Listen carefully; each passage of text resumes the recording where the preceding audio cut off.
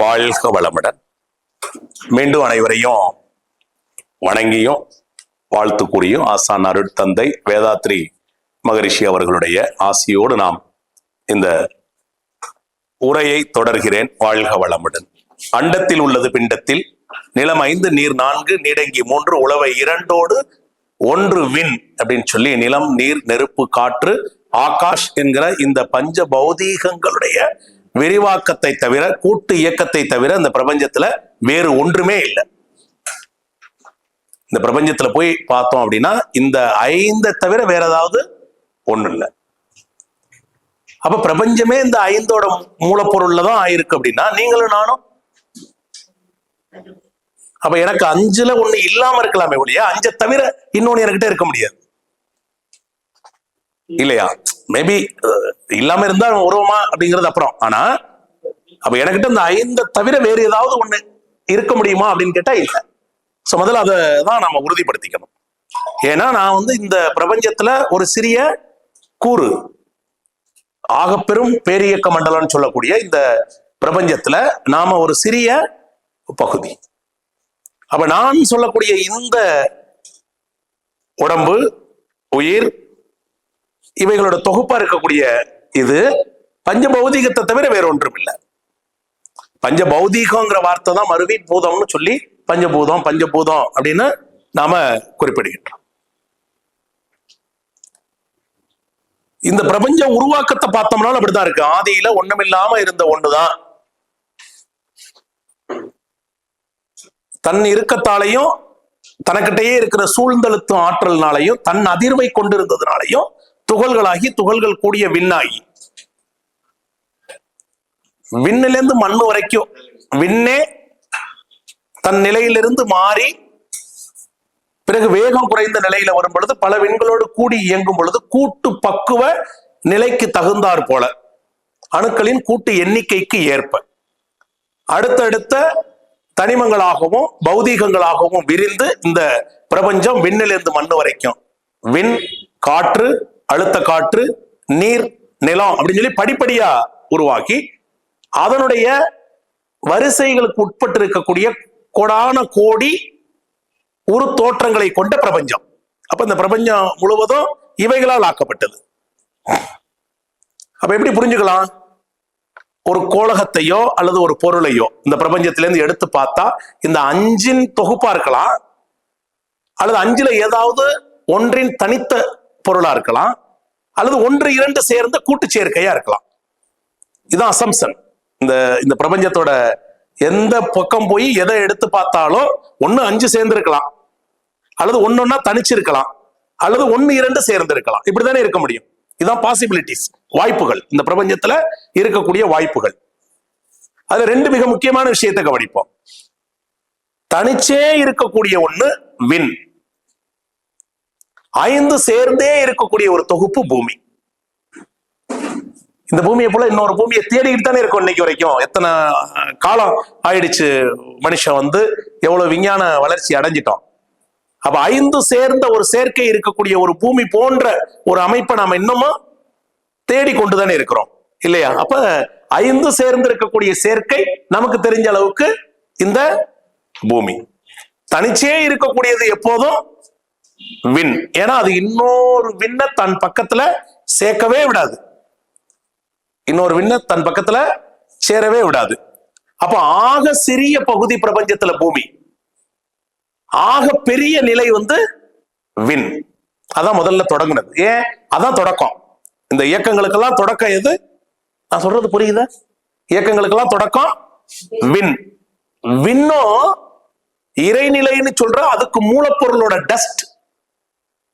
அந்த விண்ணும் எதுன்னு கேட்டீங்கன்னா இறைநிலை அப்படின்னு சொல்லக்கூடிய ஆதி நிலை, ஒன்றுமில்லாம இருக்கக்கூடிய ஒன்றினுடைய துகள்களுடைய தொகுக்கப்பட்ட ஒரு பகுதியைத்தான் நாம விண்ணுங்கிறோம். அப்ப விண்ணுங்கிறது ஒரு தொகுப்பு இயக்கம். விண் என்பது ஒரு தொகுப்பு இயக்கம். அந்த தொகுக்கப்பட்ட அந்த முதல் இயக்கத்தை தான் முதல் பூதம்னு சொல்றோம். அது அழுத்தத்தை வெளிப்படுத்தியது. இந்த விண் விண் என்ற நிலையிலேயே இருக்கும். அது இன்னொரு தன்னை போல இருக்கிற விண்ண பக்கத்துல சேர்க்கவே சேர்க்காது. ஏன்னா அது அதிவேகம் கொண்டது. கண்ணுக்கும் தெரியாது, இன்னைக்கு வரைக்கும் கண்டுபிடிச்சு வச்சிருக்கக்கூடிய விஞ்ஞான கருவிக்கும் தெரியாது. விஞ்ஞானம் வந்து 2 கருவி வச்சிருக்கு. ஒன்னு தொலைநோக்கி, இன்னொன்னு உருப்பெருக்கி. தொலைநோக்கி என்ன பண்ணுது? ஆக பெரும் தொலைவில் இருக்கக்கூடிய ஒன்றை காண்பதற்காக கண்டுபிடிக்கப்பட்டது. உருப்பெருக்கி என்னது? ஆக நுண்ணிய நிலையில இருக்கிற ஒன்றை பெருக்கி பார்ப்பதற்காக உள்ளது. ஆக இந்த உருப்பெருக்கத்தாலே அது பெருக்கி காட்ட முடியாது. அங்க பாருங்க இருக்குன்னு சொல்லி, தொலை தூரத்துல இருக்குன்னு சொல்லி இன்னைக்கு வரைக்கும் கண்டுபிடிச்சு வச்சிருக்கக்கூடிய ஆக பெரும் இந்த 2 கருவிகளை கொண்டு காண இயலாது. பெருக்கியும் காட்ட முடியாது, தொலைவில் இருக்குன்னு சொல்லி காட்ட முடியாது. அப்ப கண்ணுக்கும் தெரியாது, இதுவரை கண்டறிந்த கருவிகளுக்கும் இன்னதென்று காட்ட முடியாத நிலையில மறைவாக தனித்தே அதிவேகம் கொண்டு இயங்கி கொண்டிருக்கக்கூடிய ஆக பெரும் இயக்கம் தான் முதல் பௌதீகம். அப்ப அதை ஏன் இந்த வியாக்கானம் கொடுக்குறேன் அப்படின்னா, நீங்க இமேஜின் பண்ணணும். நீங்க இந்த பாவனை ரொம்ப முக்கியம். அந்த பாவனைக்கு நான் சொல்ற இந்த குறிப்புகள் பயன்படும். அப்ப ஒரு விண்ணுன்னு தெரிக்குதுன்னு சொல்றீங்கல்ல, எங்கேயாவது ஒரு இடத்துல ஒரு மாதிரி பலமா அடிபட்டு போயிருச்சுன்னா அது என்னன்னு சொல்றோம்? விண்ணுன்னு தெரிக்குது, விண்ணுன்னு தெரிக்குது. அப்படின்னா என்ன அர்த்தம்? சொல்ல முடியாத அளவுல இருக்குதுன்னு அர்த்தம். சொல்ல முடியாத அளவுங்க, அது அவ்வளவு துடிப்பா இருக்குங்கன்னு சொல்றதுக்காகத்தான் அந்த வார்த்தையை நாம பிரயோகம் பண்றோம் இல்லையா? அப்ப விண் என்பது ஏதோ சாதாரணமா விண் அப்படின்னு வார்த்தையில சொல்றது இல்ல. விண்ணை நீங்க உணர்வை கலக்கணும்னா அதனுடைய இயக்க சிறப்பை தெரிஞ்சுக்கணும். விண்ணுங்கிற ஒன்றை நாம புரிஞ்சுக்கணும்னா அதோடைய இயக்க சிறப்பை தெரிஞ்சுக்கணும். அப்ப எப்ப கண்ணுல இருந்து மறையுதுன்னு பாருங்க, அதோட வேகத்தை நீங்க அனுமானம் பண்ணணும். பாருங்க, இது நிக்குது, 3 ரெக்கை, நடுவுல ஒரு இது போல்ட் நட்டு, எல்லாம் கண்ணுக்கு தெரியுது. எப்ப? நிலைச்சு நிக்கிறப்ப, இந்த உருவம் நிலைச்சிருக்கிறப்ப எல்லாம் தெரியுது. இப்ப அந்த பாருங்க, அது சுத்திக்கிட்டு இருக்கு. ஏற்கனவே இதை பார்த்ததுனால அதுல 3 ரெக்கை இருக்குன்னு தெரியும். இல்லைன்னா ஏதோ ஒரு வட்டமா ஒண்ணு சுத்துதுன்னு தான் தெரியும். தட்டு சுத்துறது மாதிரிதான் நமக்கு தெரியும். அதுல உள்ள போய் நீங்க அந்த நட்டை பார்க்க முடியுமான்னு பாருங்க. இப்ப அதுல தெரியுதான்னு பாருங்க, தெரியல. அப்ப எங்க ஒண்ணு இயங்க தொடங்கி விட்டதோ அப்ப அதுகிட்ட இருக்கிறது நமக்கு புலனாகல, எனக்கு புலப்படவில்லை, என்னுடைய கண்ணுக்கு அது புலப்படவில்லை. இதே இன்னும் அதிவேகம் ஆயிடுச்சுன்னா, வேகம் ஆக ஆக ஆக அந்த சர்க்கிள் மட்டும் தெரியும். இன்னும் அதிவேகம் ஆயிடுச்சுனாக்க என்ன ஆயிடும்?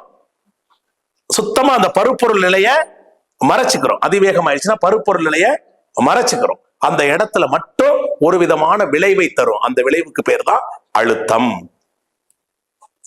அந்த விளைவுக்கு பேர் தான் அழுத்தம். அப்ப விண்ணில் அழுத்தம்னு சொல்றாங்கல்ல, அப்ப விண்ணில இருந்து வெளிப்படக்கூடிய இந்த அலை புறத்துல இருக்கக்கூடிய இந்த நிலையோட மோதி அங்க அது காட்டக்கூடிய ஒரு தன்மை மாற்றம் தான் அழுத்தம் என்கிற ஒண்ணு. அப்ப விண்ணு அப்படிங்கிற ஒண்ணு அதுதான் முதல் பௌதீகம். இந்த இயக்கத்துக்கெல்லாம் அடிப்படையா இருக்கக்கூடிய ஒண்ணு. அப்படி இருக்கக்கூடிய விண் வந்து எப்படி இருக்கும்னு கேட்டீங்கன்னா, அதிவேகம் கொண்டதாக இருக்கிறது. அதிவேகம் கொண்டு இருக்கிறதுனால அதுல இருந்து உருவாக்கப்பட்ட காந்தம் சூழ்ந்தழுத்தும் ஆற்றலின் காரணமா, அதாவது தன்னை சுற்றில் இருக்கக்கூடிய இறைநிலை வெளியால சூழ்ந்தழுத்தப்படும் பொழுது அந்த காந்தம் அந்த விண்ணுடைய மைய பகுதிக்குள்ள திணிவாகி அங்கே ஈர்ப்பாகவும் புறத்துல அது வெளித்தள்ளப்பட்டு அது விளக்கும் ஆற்றலாகவும் இருக்கிறது. இந்த புறத்துல வெளித்தள்ளுற ஒரு விஷயத்தை நீங்க புரிஞ்சுக்கணும். அதுக்கு ஒரு சின்ன விளக்கம் சொல்றேன், புரிஞ்சுக்கோங்க. இங்க பாருங்க, இது ஒரு டம்ளர். இதுல நான் என்ன பண்றேன்? ஒரு பைப் எடுத்துட்டு வந்து தண்ணியை ஊத்துறேன். தண்ணி என்ன பண்ணுது? உள்ள நிரம்புது. எவ்வளவு வரைக்கும் நிரம்பும்? இந்த பாத்திரத்தோட கொள்ளளவு வரைக்கும் நிரம்பும். ஆனாலும் எனக்கு ஒரு ஆசை, எப்படியாவது உள்ள அதை இறுக்கி பிடிச்சு வச்சிடணும்னு. அதனால தொடர்ந்து தண்ணி அதுல ஊத்திக்கிட்டே இருக்கேன். என்ன நடக்கும்? யார் வெளியில தள்ளினது? அதான் யார் தள்ளினது? நான் ஊத்தல, நான் வெளியில கொண்டே விடல. நான் எப்படியாவது டம்ளருக்குள்ளே அதை வச்சு இந்த பாத்திரத்துக்குள்ளேயே எப்படியாவது அதை இறுக்கி பிடிச்சிடணும்ட்டு நான் தொடர்ந்து அதிலே ஊத்திக்கிட்டு இருக்கேன். அப்ப யார் தள்ளினது? நான் செய்யலையே, வெளியில கொண்டே நான் ஊத்தலையே, நான் தானே இதுல ஊத்திக்கிட்டு இருக்கேன். அப்ப யார் தள்ளினது? அப்ப ஏற்கனவே உள்ள போய் தங்கி அந்த இடத்தை நிரப்பிக்கிட்ட ஒண்ணு இருக்கு பாருங்க, அதுவேதான் இப்ப என்ன ஆகுது? வெளியேறுது. அப்ப விளக்கு ஆற்றல்ங்கிறது யாரு? உள்ள போனப்ப சூழ்ந்தழுத்தும் ஆற்றலா போனது. உள்ள போய் தனக்கு கிடைச்ச இடம் வரைக்கும் தங்கி இருக்கிறப்ப ஈர்ப்பு விசையா இருந்துச்சு. இப்ப தள்ளும் விசையா வந்தது யாரு? அதே சூழ்ந்தழுத்தும் ஆற்றல் தான் இருந்த வரைக்கும் கொண்டது மையத்துல இருந்துச்சு. இதுக்கு மேல கொள்ளளவு முடியல. யார் தள்ளி விட்டது? ஏற்கனவே கொண்டது யாரோ அதே தான் தள்ளி விட்டது. அப்ப ஏற்கனவே இருந்த சூழ்ந்தழுத்தும் ஆற்றல் மையத்துல போய் தங்கிக்கிட்டதுனால ஈர்ப்பாயிருச்சு. அப்படி அதே சூழ்ந்தெழுத்து ஆற்றல் இனி இடம் இல்லப்பா போன்னு சொல்லி தள்ளி அனுப்பி விடுது. அப்ப என்ன ஆயிடுச்சு, நீ இல்லாட்டி என்ன நான் விளக்கு மாற்றலா மாறிக்கிறேன்னு சொல்லி இன்னொன்னு அது மாறி போயிருது. இப்ப வலிஞ்சு போறதுக்கு காரணம் உள்ள ஏற்கனவே இருந்ததுதான். அப்ப இரட்டை ஆற்றலாக இருப்பது ஒரே ஆற்றல் தான். இருப்பு நிலையில ஒற்றை ஆற்றலா சூழ்ந்தெழுத்தி கொண்டிருந்த ஆற்றல் தான் இயக்கத்துக்கு வந்த பிறகு மையத்துல ஈர்ப்பாகும். எந்த பொருள் இயங்கினாலும் மையத்துல ஈர்ப்பாகவும் அதனுடைய வெளிப்புறத்துல தள்ளுமாற்றலாகவும் வந்தது. அப்படி விண்ணில இருந்து மையத்திலிருந்து புறப்பட்டு வெளியில தள்ளுமாற்றலா வந்த இந்த தள்ளுமாற்றல் அதிவேகம் கொண்டு இருக்கிறதுனால இன்னொரு விண்ணை வெகு தூரத்துல தள்ளி வைக்குது. இப்ப பக்கத்துல இன்னொரு விண்ணுக்கும் இதே கேரக்டர் இருக்கும்ல, அப்ப அந்த இதுலயும் தள்ளுறது இருக்கும்ல. அப்ப ரெண்டுலயும் இருக்கக்கூடிய தள்ளுமாற்றல் சுத்தி இருக்கக்கூடிய சூழ்ந்தெழுத்து மாற்றலால் கூட நெருக்கி கொண்டு வந்து சேர்க்க முடியாத அளவுக்கு அதிவேகம் கொண்டது. எந்த அளவுக்கு அதிவேகம் திங்க் பண்ணணும் இல்லையா? சூழ்ந்தெழுத்து ஆற்றல் எத்தனை பெரியது, மூல நிலையில இருக்கக்கூடியது. அப்ப அதை இயங்கும் போது ஆதி நிலையிலிருந்து வந்ததுனால அதிவேகம் கொண்டு இயங்கும் போது தன்னை போல இன்னொரு விண்ண அருகில கூட நெருங்க விட முடியாத அளவுக்கு விளக்கு ஆற்றலை கொண்டு இருக்குது. அப்ப பிரபஞ்சம் முழுவதும் இது போல விண்கள் ஏக வெளியில இப்படி சுழன்று இயங்கி கொண்டிருக்கு. இப்ப இதுக்கு அடுத்த நிலை, இந்த விண்கள் காலத்தால பல மில்லியன் ஆண்டுகள் கழித்து இதனுடைய வேகம் படிப்படியா குறையும். எந்த பொருள் தோன்றினாலும் தோன்றியது மறையும், பெருத்தது சிறுக்கும், சிறுத்தது பெருக்கும். இது இயற்கை நியதி. தோன்றியது மறையும், அதை யாராலையும் மாற்ற முடியாது. இதுதான் இயற்கை நியதி. தோன்றியது மறையும். எப்ப மறையுங்கிறதுதான் காலம். எப்ப மறையுங்கிறதுதான் காலம். அந்த காலம் தான் வாழ்க்கை, அந்த காலம் தான் இயக்கம், அந்த இயக்கம் தான் வாழ்க்கை, அந்த இயக்கம் தான் வாழ்க்கை. அது ஒவ்வொரு தோற்ற பொருளுக்கும் ஒன்னொன்னா இருக்கும். ஒவ்வொரு தோற்ற பொருளுக்கும் ஒன்னொன்னா இருக்கும். அப்படியே மடிஞ்சு போயிடாது. சிறு குழந்தை வளருது, அப்புறம் முதுமை அடையுது, படிப்படியா தன்னை இழந்து போறது போல. அப்ப விண் என்ன ஆகும் அப்படின்னு கேட்டீங்கன்னா படிப்படியா தான் சேரும். விண்ணுன்னு அப்படியே பொத்துன்னு விண்ணுன்னு வந்துடுறது இல்லை. விண் என்பது இறை துகள்னு சொல்லக்கூடிய அந்த நுண் பொருள் இருக்கு இல்லையா, தூசு, அதனுடைய தொகுப்பு. அப்படியே உடனே தொகுக்கப்பட்டு அப்படியே விண்ணாயிடுறது இல்லை. இப்ப இறைநிலைங்கிறது ஒண்ணுமில்லாத நிலையா இருக்கக்கூடிய பால்நிலை. அதுல எப்போதும் துகள் வந்துகிட்டே இருக்கும். துகள்கள் தொடர்ந்து சூழ்ந்தெழுத்தப்படுறதுனால அது சுழன்றுகிட்டே இருக்கும். சுழன்றதுனால அதுல இருந்து வந்த விரிவலை வெளியில இருக்கிற நிலையோட மோதிக்கிட்டே இருக்கும். மோதுறதுனால வந்த விளைவு நிலையும் அலையும் மோதி ஒரு கன்வர்ஷன் ஆகி காந்தம் இருந்துகிட்டே இருக்கும். அப்ப இறைநிலை, இறை துகள், அதுல இருந்து வெளிவந்த காந்தம், இது மூணையும் பிரிச்சு பார்க்க முடியாது. இது மூணுக்கும் கால இடைவெளி கிடையாது. இது மூணுக்கும் கால இடைவெளி கிடையாது. அப்ப இறைநிலைன்னு சொல்லி பார்க்கும் போதே இறை துகளும் காந்தமும் அதுல அடக்கமாவே இருக்கு. நீங்க அதுல இப்ப இறைநிலையா இருந்துச்சுங்க, அப்புறம் துகளானுச்சுங்க, அப்புறம் துகள்ல இருந்து விரிவலை வந்துச்சுன்னா சொல்ல முடியாது. இறைநிலையில இருந்து இறை துகள் எப்போது வந்துகிட்டே இருக்கும். இறை துகள் எப்பொழுதும் சுழன்று இயங்கிக்கிட்டே இருக்கும். அதுல இருந்து விரிவலை வந்துகிட்டே இருக்கும். விரிவலை வெளியில இருக்கிற நிலையோட மோதம், இதெல்லாம் வித்தவுட் டைம் டிலே கனப்பொழுதுல நடக்கும். அதை நேர அளவுகோல்ல வேறுபடுத்தி பார்க்க முடியாததுனால இறைநிலை, இறை துகள், காந்தம் அப்படிங்கிற மூணு ஒன்னாவே இருக்கு. இப்ப இறை துகளா வந்திருக்கக்கூடிய இந்த துகள்கள் தொகுக்கப்படுறது இருக்கு பாத்தீங்களா, இதுக்கு கால இடைவெளி இருக்கு. அந்த விண்ணா வர்றதுக்கு அப்படியே துகள்கள்லாம் தொகுக்கப்பட்டு உடனே விண்ணாயிருச்சுன்னு சொல்ல முடியாது. அப்ப இறை சுத்த இருக்கக்கூடிய சூழ்ந்தெழுத்து ஆற்றலால தொடர்ந்து சூழ்ந்தெழுத்தப்படும் பொழுது அங்கங்க அந்த துகள்கள்லாம் தொகுக்கப்பட்டு ஒரு குளம்ல நீர்நிலை இருக்கு. அந்த நீர்நிலையை சுத்தி கரையில சில மரத்துல இருந்து சில இலைகள் உதிர்ந்து கொட்டுது. இந்த உதிர்ந்து கொட்டின இது ஈவினிங்ல நடக்குது. அடுத்த நாள் காலையில போய் அந்த நீர்நிலையை நான் பாக்குறேன். எப்படி இருக்கும், இந்த இலையெல்லாம் அங்கங்க விழுந்ததெல்லாம் நான் காலையில போய் பாக்குறப்ப எப்படி இருக்கு, தொகுக்கப்பட்டு இருக்கா இல்லையா, தொகுக்கப்பட்டு வெளியில தள்ளி அப்படி இருக்கும். அப்படி இருக்கிறப்ப என்ன இருக்கும், ஒரேதான் மொத்தமா தொகுக்கப்பட்டிருக்கா, அங்கங்க தொகுக்கப்பட்டிருக்கா, அங்கங்க தொகுக்கப்பட்டிருக்கு. இப்படி யோசிங்க. இப்ப இறைநிலையில துகள்கள் இருக்கு, துகள்களை சூழ்ந்தெழுத்து ஆற்றல் தொகுக்குது. அப்படி தொகுக்கப்படுகிறப்ப மொத்தமா முழு உருண்டையா தொகுக்கிறது இல்ல. அப்ப எங்கெங்க பாசிபிலிட்டிஸ் இருக்கோ அங்கெங்கெல்லாம் என்ன பண்ணுது, தொகுப்பு நடந்துகிட்டே இருக்கு. அப்ப அந்த தொகுப்புல என்ன நடக்குதுன்னா கொஞ்சம் சேருது, கொஞ்சம் விலகுது, பிதுங்கிக்கிட்டு விலகுது. அப்ப இது என்ன ஆகுது, படிப்படியா நடந்து ஒரு இன்டென்சிட்டி, ஒரு அழுத்த அளவுக்கு அது தோன்றிய பிறகு அது ஒரு நிலையை அடையுது. அப்படி நிலையை அடைஞ்சதுதான் விண். அப்ப இறை துகள்கள் இங்கெல்லாம் அப்படி இருந்தா கூட அதுல அங்கங்க விண்கள் உருவாயிருக்கும். அப்ப விண்கள் தான் இந்த பிரபஞ்சத்தினுடைய முதல் பௌதீகமாக அது இயங்கி, ஏன் அதை துகள முதல் பௌதீகம்னு குறிப்பில்லைன்னா, துகள்ல வந்திருக்கக்கூடிய காந்தம் எந்த விளைவையும் தரல. அது காந்தமா இருக்கே ஒழிய அது தள்ளு மாற்றலுக்கும் கொள்ளு மாற்றலுக்கும் இடையில பெரிய வேறுபாடு இல்லாம சமமா அந்த துகள் தொடர்ந்து இயங்குறதுக்கு அது உதவியா இருந்துச்சே ஒழிய வேறு எந்த விதமான விளைவுகளையும் அது தரல. ஆனா விண் என்ற நிலைக்கு வந்த பிறகு, விண் பாருங்க படிப்படியா தானே தொகுக்கப்படுது, படிப்படியா தொகுக்கப்பட்டு விண் என்ற நிலையை அடையுது. இது எப்படின்னா, ஒரு குழந்தை உருவாகி படிப்படியா உறுப்புகள்லாம் உருவாகி முழு வளர்ச்சி நிலை அடைந்த பிறகு வெளியில வாழ்க்கையை தொடங்குற மாதிரி, இப்படிதான் விண் உருவாகுது. இப்ப புரியும் நினைக்கிறேன். அப்ப விண்ணுங்கிறது சடனா எல்லா துகளும் துவக்கப்பட்டு, ஆமாங்க இது ஒரு விண், ஒரு பேட்டர்ன், நாங்க மோல்டுல போட்டு எடுத்த மாதிரி எல்லாம் வராது. ஒரு ஒரு 5 நிமிஷம் கேப் கொடுக்கலாம், நான் அதை கொஞ்சம் முடிச்சுக்கிறேன். சரியா? அப்ப தொகுக்கப்பட்ட நிலை, அப்படி தொகுப்பு நடைபெற்றுக்கிட்டே இருக்கு இல்லையா? இது சாதாரணமா ஒரு உயிர் தோன்றுது. அப்ப இதுல உள்ள காம்பவுண்ட் எல்லாம் உருவாகி வந்த பிறகு என்ன பண்ணுது? வளர்ச்சி நிலை இருக்கு. வளர்ச்சி நிலைக்கு அப்புறம் என்ன இருக்கு? படிப்படியா தேய்வு. அது மாதிரி இந்த துகள்கள்லாம் தொகுக்கப்பட்டு விண்நிலை வந்த பிறகு அந்த விண் என்னாகும்? ஒரு குறிப்பிட்ட காலம் அந்த நிலையில தொடர்ந்து சுழன்று இயங்கி தன் வாழ்க்கையை நடத்தும். ஒரு கோடான கோடி ஆண்டுகள் தொடர்ந்து அந்த நிலையிலிருந்து இயங்கி கொண்டிருந்த விண் காலத்தால அது தனக்கிட்ட இருக்கக்கூடிய துகள்களை இழக்கும் நிலை ஏற்படும். ஏன்னா இது இயற்கை நியதி.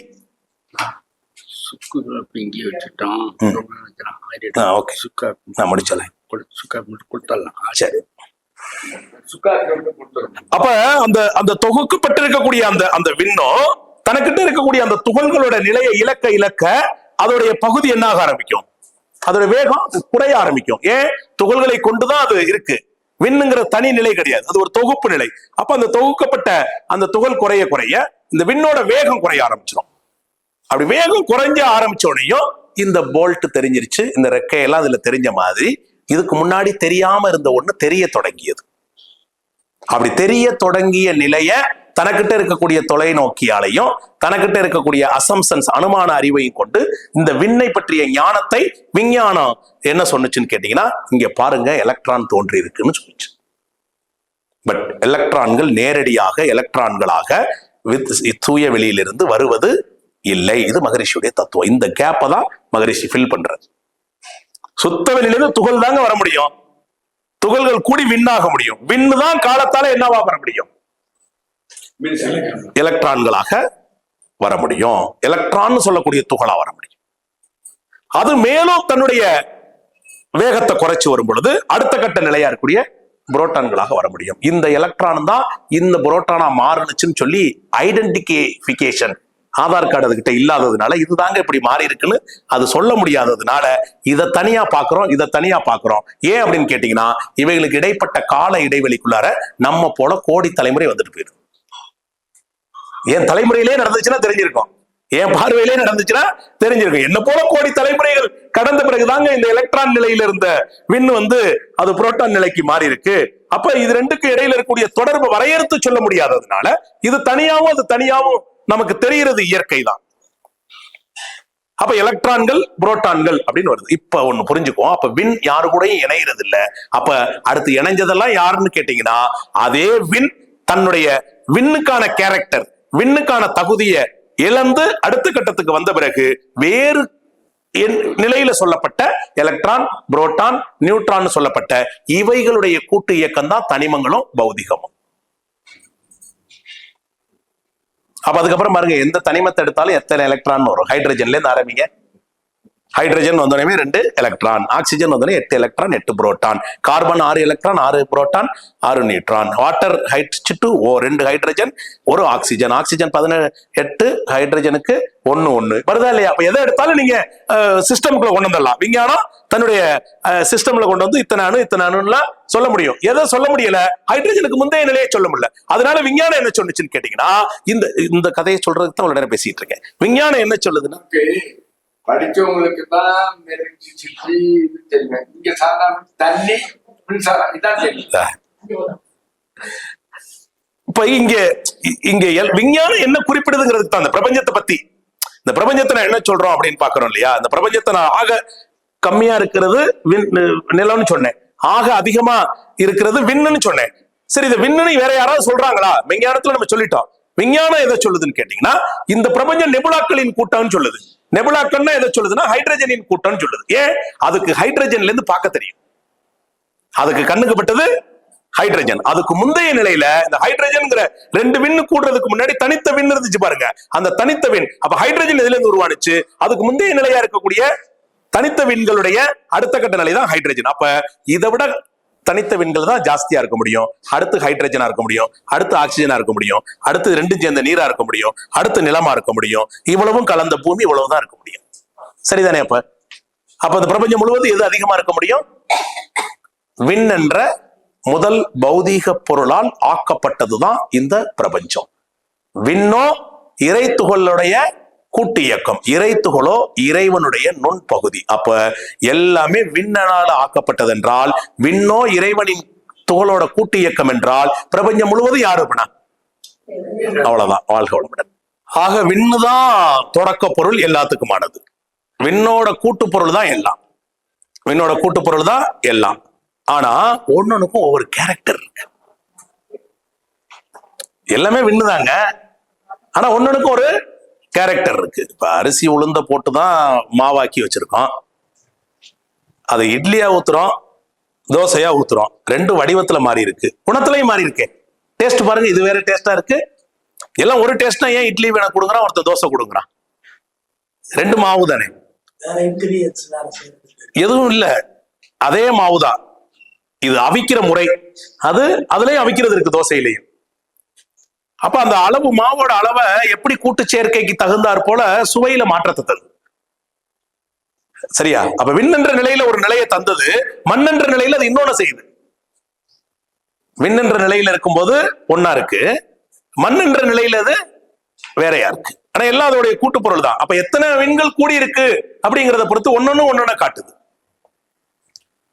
விண்ணா மட்டும் இருந்தப்ப அழுத்தமா இருந்துச்சு, இன்னொரு விண்ணு சேர்ந்து இயங்குறப்ப அந்த விண் அப்படிங்கிறது, இப்ப நான் பேசுறது வந்து அடுத்த கட்ட எலக்ட்ரான் புரோட்டான் விண். ஏன்னா விண்ணுங்கிறப்ப குழப்பிக்க வேண்டாம். விண் என்பது தனிச்சுதான் இருக்கும், அது சேரே இருக்க முடியாது. சேர்ந்தா அதுக்கு பேர் விண் கிடையாது, பஞ்சபௌதிக விண் கிடையாது. அப்ப விண்களின் கூட்டுன்னு அடுத்து சொல்றது என்னன்னா, இந்த விண் தரமாறி போறப்ப அடுத்த நிலைக்கு தரமாறி வந்த பிறகு கூடுறதுக்கு வாய்ப்பு இருக்கு. ஏன்? வேகம் குறைஞ்சிருச்சு, அதனால வேகம் குறைந்த விண்கள் வந்து வேகம் மிகுந்த விண்கள் வந்து வேகம் குறைந்த விண்களை சுற்றி வரும். அதனால ஒன்னோட ஒண்ணு நெருங்கி இயங்கும். அப்படி நெருங்கி இயங்குறதுனால தெரியக்கூடிய காட்சி தான் அது கூட்டு பொருள். எல்லா அணுக்களும் தனிச்சுதான் இருக்கும், ஒன்னோட ஒண்ணு ஒட்டியெல்லாம் இருக்காது. நம்ம உடம்பு எடுத்து செல்கள் எடுத்து பார்த்தாலும் ஒரு செல்லு இன்னொரு செல்லு நெருக்கமா இயங்குது, அப்படியே ஒன்னோட ஒண்ணு ஒட்டிக்கிட்டுலாம் இல்ல. ஒட்டினது போல காட்சியா இருக்கு, ரொம்ப நெருக்கமா காட்சி. இவங்க எடுக்கிற போட்டோவும் அப்படித்தான். இவங்க பிக்சல்ஸா இருக்கும். பிக்சல்ஸ்னா புள்ளி, சதுர புள்ளிகளோட தொகுப்பா இருக்கும். உடைச்சு இப்படி பாத்தீங்கன்னா அந்த புள்ளியை பார்த்திடலாம். எல்லாம் தொகுக்கப்பட்டிருந்தா இமேஜா தெரியும். அப்ப இமேஜ்ங்கிறது ஒரு விதமான கண்ணை ஏமாத்துற வேலைதான், விசனரி இல்லூஷன் தான் அதுக்கு பேரு. அப்ப உண்மையில எப்படி இருக்குன்னா, அது ஞானத்தால தான் தெரிஞ்சுக்க முடியும். என் கண்ணால தெரிகிறது இமேஜ், என் அறிவால தெரிகிறது அதுல உள்ள இருக்கிற பகுதி பொருள். அப்ப என் புலனால அறிவது மட்டும் உண்மை அல்ல, என் புலனால அறிவது உண்மை அல்ல. அப்ப கண் என்ற புலனால் அறிவது, கண்ணால் காண்பது பொய், கண்ணால் காண்பது பொய். ஏன்? உண்மை எதுன்னு கேட்டீங்கன்னா, என் அறிவால நான் போய் பாக்குறப்ப இல்லங்க இது வந்து இத்தனை புள்ளிகளோட தொகுப்பா இருக்குன்னு என் அறிவு சொல்லுது. என் புலன் வந்து தொகுக்கப்பட்ட ஒண்ணை வந்து அதனுடைய அலைநிலத்துக்கு உட்பட்டு அதுக்கு என்ன வழங்கப்பட்டிருக்கோ அதுக்குள்ளார அது காட்சியா காட்டுது. ஓகே, இப்ப மீண்டும் நம்மளுடைய தத்துவம் வந்து பஞ்சபூதம் நவகிரகங்கிற தத்துவத்தை ஒட்டியது. அதுக்கு வந்து இந்த பிரபஞ்ச உருவாக்கத்துக்கான மூலப்பொருள் இறைநிலை, அதோட துகள். விண்ணுங்கிறது வந்து ஒரு அடிப்படை அறிவா நமக்கு தேவைங்கிறதுக்காக அதை பத்தின விளக்கத்தை கொடுத்து தொடர்றேன். இப்ப விண்ணோட கூட்டு இயக்கம் தான் மற்ற எல்லா பௌதிகமும். அப்ப பிரபஞ்சம் முழுவதும் விண்ணுதான் விரிஞ்சு இயங்கிக்கிட்டு இருக்கு, விண்ணுதான் ஆளுமை. விஞ்ஞானத்துல அறிவியல் உலகம் வந்து ஹைட்ரஜன் தான் ஆளுமைன்னு சொல்லியிருக்காரு. ஹைட்ரஜன்ல தான் அவங்களால பார்க்க முடியுது, அவங்களுக்கு தெரிஞ்ச இடத்துல இருந்து அவங்க வந்திருக்காங்க. விஞ்ஞானம் ஒருபடி மேல போயிடுச்சு. இதை ஒட்டி தான் எப்படி இதை சரியா அப்படி பாக்குறோம் அப்படின்னு பாக்குறப்ப, சத்தத்தினுள்ளே சதாசிவம் கண்டேன், சித்தத்தினுள்ளே சிவலிங்கம் கண்டேன்னு சொல்லிட்டு விஞ்ஞானம் சொல்லுது. விஞ்ஞானம் என்ன சொல்லுதுன்னா, எந்த இயக்கம் இருந்தாலும் மையத்துல எம்டி இருக்குங்க, இயக்கம் இல்லாத ஒரு நிலை இருக்குங்க. அந்த இயங்கா நிலை அப்படிங்கிறது எதை பொறுத்து இருக்குனாக்க, இயங்கும் பொருளுடைய பருமன், வேகம், அதாவது வால்யூம், ஸ்பீடு, இது ரெண்டையும் பொறுத்து மையம் அமைதுங்க, மையத்தோட அந்த அளவு குவான்டிட்டி அமைதுங்கன்னு சொல்லுது. விஞ்ஞானம் என்ன சொல்லுதுன்னா, மையம் தாங்க இந்த பொருளை இயக்குதுன்னு சொல்லுது. மையம் தான் இந்த பொருளோட குவான்டிட்டியை உறுதி பண்ணுதுன்னு சொல்லுது. மையம் தான் இந்த பொருளோட இயக்கத்தை நிர்ணயம் பண்ணுதுன்னு மெஞ்ஞானம் சொல்லுது. அப்ப மையத்தை ரெண்டு பேரும் பேசுறோம். மெஞ்ஞானமும் பேசுது, விஞ்ஞானமும் பேசுது. வேற வேற கருதுகோள்ல பேசுறோம், வேற வேற கோணங்கள்ல பேசுறோம். ரெண்டு பேருமே மையம் இருக்குங்கிறத ஒத்துக்கிறோம். ரெண்டு பேருமே மையம் இருக்குங்கிறத ஒத்துக்கிறோம். விஞ்ஞானம் மையத்தை ஒத்துக்கொள்கிறது. மையம் இயக்கத்தாலையும் வேகத்தாலையும் கழிச்சிட்டு பார்த்தா மிச்சம் இருக்கிறது மையம் சொல்லுது. மெஞ்ஞானம் மையம் தாங்க அதோடைய உருவத்தையும் அதுக்கான வேகத்தையும் நிர்ணயம் பண்ணுச்சுன்னு சொல்லியிருக்கு. இப்ப நாம மெஞ்ஞான தத்துவத்தின் அடிப்படையில இந்த மையம் கொண்டு இருக்கிறது எதுன்னு கேட்டீங்கன்னா, ஆதி நிலையில மூல நிலையில இறைநிலைன்னு சொன்னோம் இல்லையா, அது ஒண்ணுமில்லாம இருந்த ஒண்ணு தானே, எம்டி. அந்த எம்டினஸ் தான் எல்லா இயக்கத்துக்கு உள்ளேயும் இருக்கு. அப்ப எம்டியா இருக்கிறதுக்கு பேரு சிவநிலைன்னு நம்ம சொன்னோம்னா, அந்த சிவம்ங்கிற ஒண்ணு இல்லாம சக்தி இயங்கவே இல்லை. சக்தியை ரெகுலேட் பண்றது இந்த சிவநிலை தான். உள்ளுக்குள்ள இருந்துகிட்டு அதுவே தான் இயக்குது. இதத்தான் அவனின்றி ஒரு அணுவும் அசைவதில்லைன்னு சொன்னாங்க. அவனின்றி ஒரு அணுவை விட சிறியது எதுவுமே இல்லை. அந்த அணு அளவுக்கு இருக்கக்கூடிய அந்த சிறிய இயக்கம் கூட அவன் இல்லாம அசைவதில்லை, உள்ள மையம் இல்லாம அசைறது இல்லைங்கிற அந்த கோட்பாடை மையப்படுத்தி தான் வந்தது. அப்ப அணுக்குள்ளார இருக்குன்னா அணுக்களின் கூட்டு பொருளா இருக்கிற எல்லாத்துக்குள்ளேயும் அது இருக்கும்ல, எல்லாத்துக்குள்ளேயும் அது இருக்கும்ல. அப்ப விண்ணுக்குள்ள இருக்கிறது இறைவன் தான். இறைவன் தனியா இறைநிலைன்னு சிவநிலையில இருந்தது. விண் என்ற நிலைக்கு பகுதி பொருள் இயக்க நிலைக்கு வந்த பிறகு அதுக்கு உள்ளுக்குள்ள இருப்பா இருக்கிறது யாருன்னு கேட்டீங்கன்னா, அதே இறைவன் தானே இருக்கிறான். அப்ப விண்ண இறைவன் வணங்குறதுல என்ன தப்பு இருக்கு? சரி, விண்ண இறைவன் வணங்குறதுல தப்பு இல்லைன்னா விண்ணோட கூட்டு சேர்க்கை தானே மண்ணுன்னு சொன்னேன். அப்புறம் மண்ணை வணங்குறதுலயும் தப்பு இல்லை இல்ல. அதனாலதான் விண்ண வணங்குறதுக்கு ஒரு இடமும் மண்ணை வணங்குறதுக்கு ஒரு இடமுமா ஒவ்வொரு இடத்த உருவாக்கி முந்தைய கால ஞானிகள் சித்தர்கள் இவங்கெல்லாம் இந்த மாதிரி விளக்கி சொல்வதற்கு விஞ்ஞான முன்னேற்றம் இல்லாத காரணத்தினால, சத்சங்கங்களை இப்படி விளக்கி பேச முடியாத காரணத்தினால குறியீடுகளை வச்சுட்டு விண்ணையும் வணங்குப்பா மண்ணையும் வணங்குப்பா, விண்ணிலையும் இறைவன் தான் இருக்கா மண்ணிலையும் இறைவன் தான் இருக்கா, ஏசார் வணங்கணும்னு ஒரு கேள்வி வந்தா, எப்பொருளை எச்செயலை எவ்வுயிரை எக்குணத்தை எவரொருவர் அடிக்கடி நினைத்தாலும் நினைப்போர் ஆற்றல் அப்பொருளின் தன்மையதாய் நினைப்போர் ஆற்றல் உடலிலும் அறிவிலும் மாற்றம் காணும் இப்பெருமை இயல்புக்கு நியதின்னு மகரிஷி சொல்லி வச்சிருக்கிறாரு. அப்ப எதை நீ நினைக்கிறாயோ அதன் தன்மையை பெறுகிறாய். நான் 5 பௌதிக பொருளின் கூட்டு இயக்கமா நான் இருக்கிறப்ப இந்த கூட்டுக்குள்ள, அதாவது இந்த 5 தன்மைகள்ல ஏதேனும் ஒன்றிலோ இரண்டிலோ கேடு இருந்தா, தோஷங்கள் இருந்தால், நீர்ல தோஷம், நெருப்புல தோஷம், காற்றுல தோஷம் இருந்தா, இதைத்தான் நோய்க்கான கூறுகளா சொல்லி 3லையும் இருக்கிறத குறிப்பிடுறோம். வாத பித்த சிலேத்துமோன்னு சொல்லி இந்த 3ல ஏதேனும் ஒண்ணுல தோஷம் இருந்துச்சுன்னா இந்த தோஷத்தை நீ பெற்றுக்கொள்வதற்கு அதையில இருந்து நீ பெற்றுக்கொள்ளுப்பா அப்படின்னு சொல்றதுக்காக வச்சாங்க. தோஷங்கிற வார்த்தையை வந்து பயன்படுத்துறதுனால நானும் அதை பயன்படுத்துறேன். தோஷங்கிறது குற்றம்ங்கிற வார்த்தை. ஏன்னா அது நடைமுறையில் அது பயன்பாட்டுல இருக்கிற வார்த்தை. அது தோஷங்க அப்படின்னு சொல்லி தோஷம் கழிக்கிறதுக்கு எங்க போறான், எங்கேயோ போறான், இங்கெல்லாம் போக வேண்டியது இல்லை, நீ இங்கேயே பண்ணிக்கலாம்னு சொல்றதுக்காகத்தான் அந்த வார்த்தையை பிரயோகம் பண்ணி தீர்வு சொல்லணுங்கிறதுக்காகத்தான் அந்த வார்த்தையை பயன்படுத்துறேன். ஏன்னா தோஷங்கிற வார்த்தை நமக்கு ஒரு பழக்கம் இருக்குங்க. வார்த்தையை வந்து வடமொழியில கேட்டோன்னே நடிக்கிறோம். இன்னைக்கு அஷ்டமிங்கனே வெளில போக மாட்டான், அமாவாசையில இருந்து 8வது நாள் சொல்லி பாருங்க, அதை பத்தி கவலையே பட மாட்டான். 2 ஒண்ணு தானே. அமாவாசையில இருந்து 8வது நாள் நான் சொல்றேன், அதனால உனக்கு பரவாயில்ல இருந்துட்டு போட்டு நான் கிளம்புறேன் அப்படின்ட்டு போயிருவாரு. ஏப்பா அஷ்டமியாப்பா அப்படின்னு சொன்னா கேட்க மாட்டேன். அஷ்டமின்னு சொன்னா நின்றுவான், போக மாட்டான். ஏன்? அவனுக்கு அஷ்டமினா அன்னைக்கு இந்த வேலையை செய்யக்கூடாதுன்னு முன்னாடி சொல்லி வச்சிருப்பான். ஏன் நல்ல வேலையை செய்ய போற, அஷ்டமிலையா நீ கொடுக்க போற அப்படின்னு சொன்ன உடனேயும், ஏன்னா அஷ்டமிங்கிற வார்த்தைக்கு அவன் ஏற்கனவே ஒரு பிலீவ் சிஸ்டம்ல நம்பி உட்கார்ந்துருக்கான். அதனாலதான் அந்த வார்த்தை பிரயோகத்தை சொல்றேன். நீங்க அஷ்டமிங்கிற வார்த்தை பிரயோகத்திலிருந்து எடுத்துருங்க. அமாவாசையில இருந்து 8வது நாள் பண்ணி இதை செய்யக்கூடாதுன்னு சொல்லுங்க. ஏன் உனக்கு வேலை இல்ல, இப்படி மூட நம்பிக்கையில தான் இருக்கியாமா, 8வது நாள் செய்யக்கூடாது 9வது நாள் செய்யக்கூடாதுன்னு. அது அஷ்டமியில தான் செய்யக்கூடாது, இன்னைக்கு செய்யலாம்பா அப்படின்னா அவனுக்கு என்ன தெரியல, என்ன அஷ்டமினா என்னன்னு தெரியல, அஷ்டமியில செய்யக்கூடாதுங்கிறது மட்டும் தெரிஞ்சிருக்கு. அஷ்டமினா என்னன்னு தெரியல, அஷ்டமியில செய்யக்கூடாதுன்னு சொல்லி வச்சது மட்டும் தெரிஞ்சிருக்கு. அப்ப அந்த ரூட் அது என்ன அப்படிங்கிற அதோடைய ஆழத்தை நம்ம தெரிஞ்சுக்கிறோம். அதுதான் பதம். அப்ப தோஷங்கிறது ஒண்ணு கிடையாது. தோஷங்கிறது என்னதுன்னா குற்றம், குறை, அதனால ஏற்பட்ட குளறுபடியை சரி பண்றதுக்கு என்ன பண்ணணும், நிறைவா இருக்கிறதுல இருந்து எடுத்துக்கணும். நிறைவா இருக்கிறதுல இருந்து எடுத்துக்கணும். நிறைவா இருக்கிறது எது? நிலம், நீர், நெருப்பு, காற்று, விண்ணுன்னு என்னை சுத்தி பஞ்சபூதங்களும் நிறைவா இருக்கு. அப்ப எனக்கிட்ட பஞ்சபூதங்கள்ல நடுவுல இருக்கக்கூடிய அந்த 3 பூதங்களுடைய குற்றங்குறையால எனக்குள்ளார நோய் ஏற்பட்டால் அந்த நோயை சரி செஞ்சுக்கிறதுக்கு இவைகள்ல இருந்து எடுத்துக்கணும். அப்ப இவைகள் மேல மனதை செலுத்துவதற்கு சும்மா அதை சொன்னா நினைக்க முடியாது. அதனால என்ன பண்ணாங்கன்னா, இங்க நிலத்துக்கான தீர்வு, இங்க நீருக்கானது, இங்க நெருப்புக்கானது அப்படின்னு சொல்லி அங்க போய் என்ன குறைபாடு இருக்கோ அதை அங்க இருந்து எடுத்துக்கிறப்ப நினைவால அதன் மேல மனதை செலுத்தி அதுல இருந்து அதன் தன்மையை பெறுவது அப்படிங்கிறதுக்காகத்தான். ஆமா, நீரோட ஃபார்முலாவோ எங்கேயாவது இருக்கான்னு பாக்குறேன். ஃபார்முலா கிடைச்சிருச்சுன்னா போதும், நம்மகிட்ட விஞ்ஞானம் இருக்கு. அந்த ஃபார்முலாவை எடுத்துட்டு வந்து அதை வடிகட்டியாவது ஹீட் பண்ணியாவது ஒரு பாய்லரை வச்சாவது அதுல இருந்து நீரை உருவாக்கிடுவோம். அதுக்கான சோர்ஸ் மட்டும் இருக்கான்னு தான் விஞ்ஞானம் தேடுது. நேரடியா கடல் இருக்கான்னு தேடல. ஒண்ணு புரிஞ்சுக்கோங்க. இப்ப போய் நீர் இருக்கான்னு தேடுறாங்கல்ல, நாம என்ன நினைக்கிறோம், நேரடியா போய் நம்ம கடல் மாதிரி வங்காள விரிகுடா மாதிரி அரபிக்கடல் மாதிரி ஏதாவது கடல் எங்கேயாவது இருக்குமான்லாம் தேடியெல்லாம் போகல. அவங்க எதை தேடிக்கிட்டு இருக்காங்க? நீருக்கான கூறு இருக்கு இல்லையா, அந்த H2O அப்படிங்கிற இந்த ஃபார்முலாவா இருக்கிற ஒரு பகுதி எங்கேயாவது ஒரு இடத்துல வேறு வடிவங்கள்ல கிடைச்சிச்சுன்னா அதை எடுத்துட்டு வந்து நம்மகிட்ட என்ன இருக்கு, சயின்ஸ் நல்லா வளர்ந்து வச்சிருக்கோம் இல்லையா, அதுல இருந்து உடைச்சு எடுத்து நீரை வடிகட்டி எடுத்துடலாம், நீரை எடுத்துடலாம். அதுக்கு வழி இருக்கான்னு தேடுறாங்க. அதுக்கு வழி இருக்கான்னு தேடிட்டு இருக்காங்க. அப்ப நீர் என்பது நீர் தான் அடுத்த கட்டத்துக்கு மாறி வந்துருச்சு. அப்ப நீரா இல்லாம அந்த ஒரு பௌதிகத்தை விட்டுட்டு நிலமா இருக்கு, பாறையா இருக்குன்னு சொல்றாங்கல்ல, சந்திரன்ல பாறை இருக்குன்னு சொல்றாங்க, செவ்வாயில பாறை இருக்கு. அப்படின்னா என்ன அர்த்தம்? நீர் இருந்ததானே எங்க நிலம் வந்திருக்க முடியும். ஆனா நீர் முழுவதும் நிலமாயிருச்சுன்னா அப்ப நீருக்கான இருப்பு, நீர் உருவாக்கம் என்ன ஆயிருச்சு இல்லையா, இருக்கா? அதனாலதான் ஆய்வு பண்றாங்க. ஏன் போய் அங்க நீர் இருக்குங்கிற கோணத்துல தேடுறாங்கன்னா அதுக்கு அடுத்ததுன்னு நிலம் உருவாயிருக்க முடியும். அப்ப நீருக்கான கூறு வாய்ப்பை இருக்கதானே செய்ய முடியும், அங்க தேடிக்கிட்டு இருக்கோம். அப்ப இந்த பிரபஞ்சம் முழுவதும் பஞ்ச பௌதிகங்களுடைய தொகுப்புகளாதான் இருக்கு.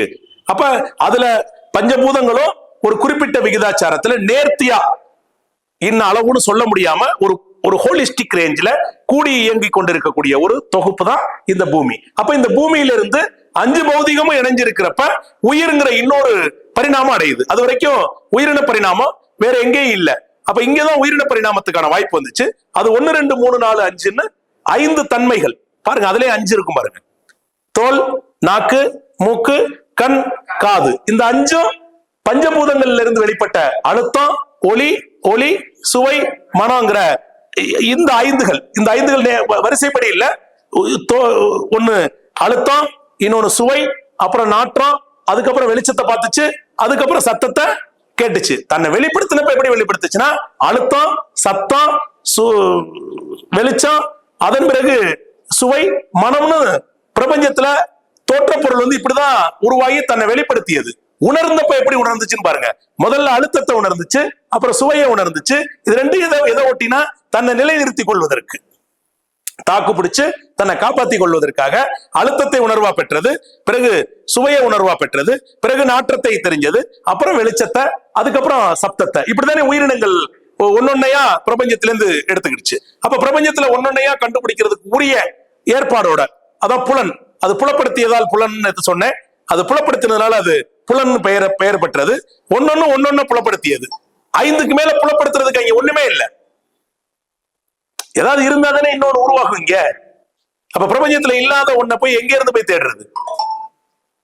அப்ப 5க்கும் மூலமா இருக்கக்கூடிய, 5க்கும் ஆதாரமா இருக்கக்கூடிய ஒன்ன புலப்படுத்துவதற்கு ஏற்ற ஒன்றாகத்தான் மனிதனிடம் மனம் முழுமையை பெற்றது. அப்ப மனிதனுடைய மனதுக்கு இருக்கிற சிறப்பு என்னன்னு கேட்டீங்கன்னாக்க, இந்த 5 மட்டும் பார்க்கிற வேலை கிடையாது. அது விலங்குகளுக்கு வரைக்கும் இருக்கிற சிறப்பு இயக்கம். மனிதனுக்கிட்ட இருக்கிற சிறப்பு இயக்கம் என்னன்னு கேட்டீங்கன்னா, இந்த 5 தன்மைகளுக்கும் உருவானதுக்கு காரணமா இருக்கக்கூடிய அந்த நிகழ்வை, மூலத்தை, கண்ணாலையும் காதாலையும் கருவிகளாலையும் காண முடியாத அந்த விண்ணையும் காண, அந்த விண்ணுக்கு மூலமா இருக்கிற இறைநிலையையும் உணரத்தக்க அளவுலதான் மனிதனுடைய மனம் அங்க மனிதனிடம் வந்து சேர்ந்திருக்கு. மனிதன்கிட்ட மட்டும் அது சிறப்பாக வந்து சேர்ந்திருக்கு.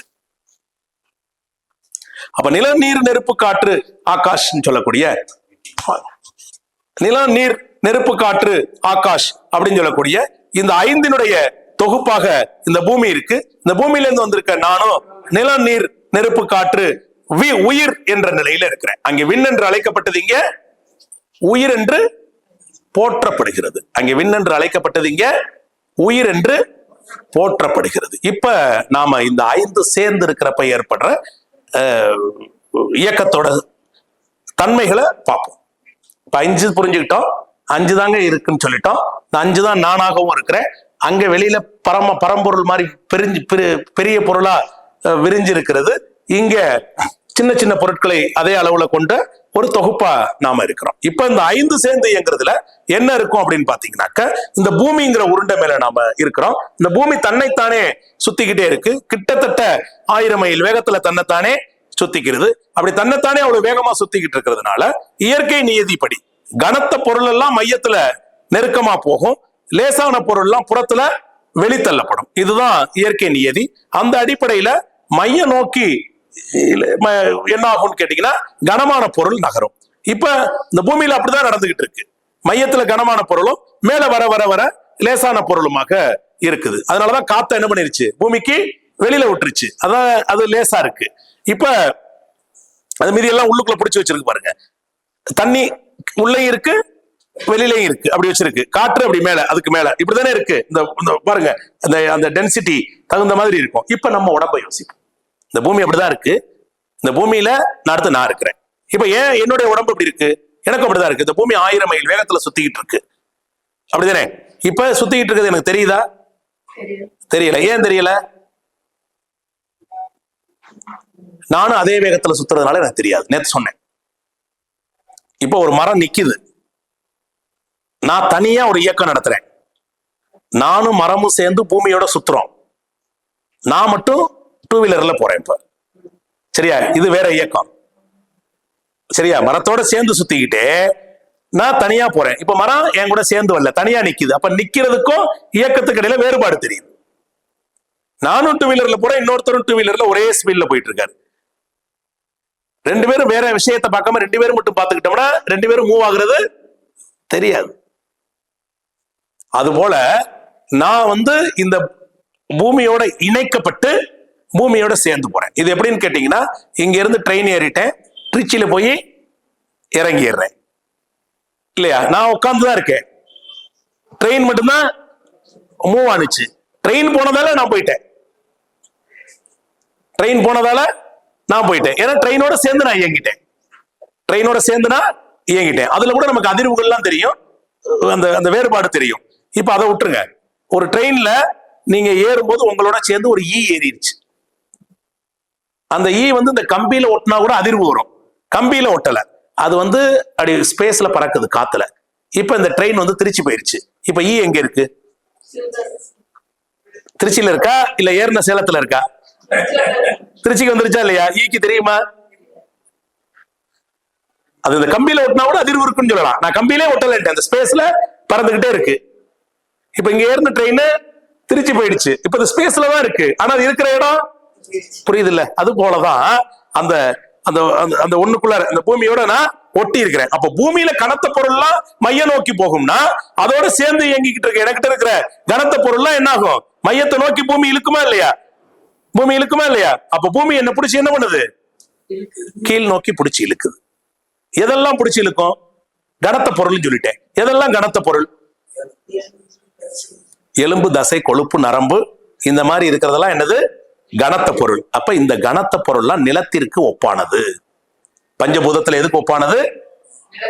நிலத்திற்கு ஒப்பானது. வெளியில நிலம்னு சொல்லப்பட்ட அந்த நிலம்ங்கிற அந்த கூறு இருக்கு இல்லையா, திண்ம பொருள். இந்த திண்ம பொருள் பூரா, என் உடம்புல இருக்கிற திண்ம பொருள் பூரா நிலத்திற்கு ஒப்பானது. அப்ப அண்டத்துல நிலம்னு சொன்னப்பட்டது எனக்கிட்ட இருக்கு.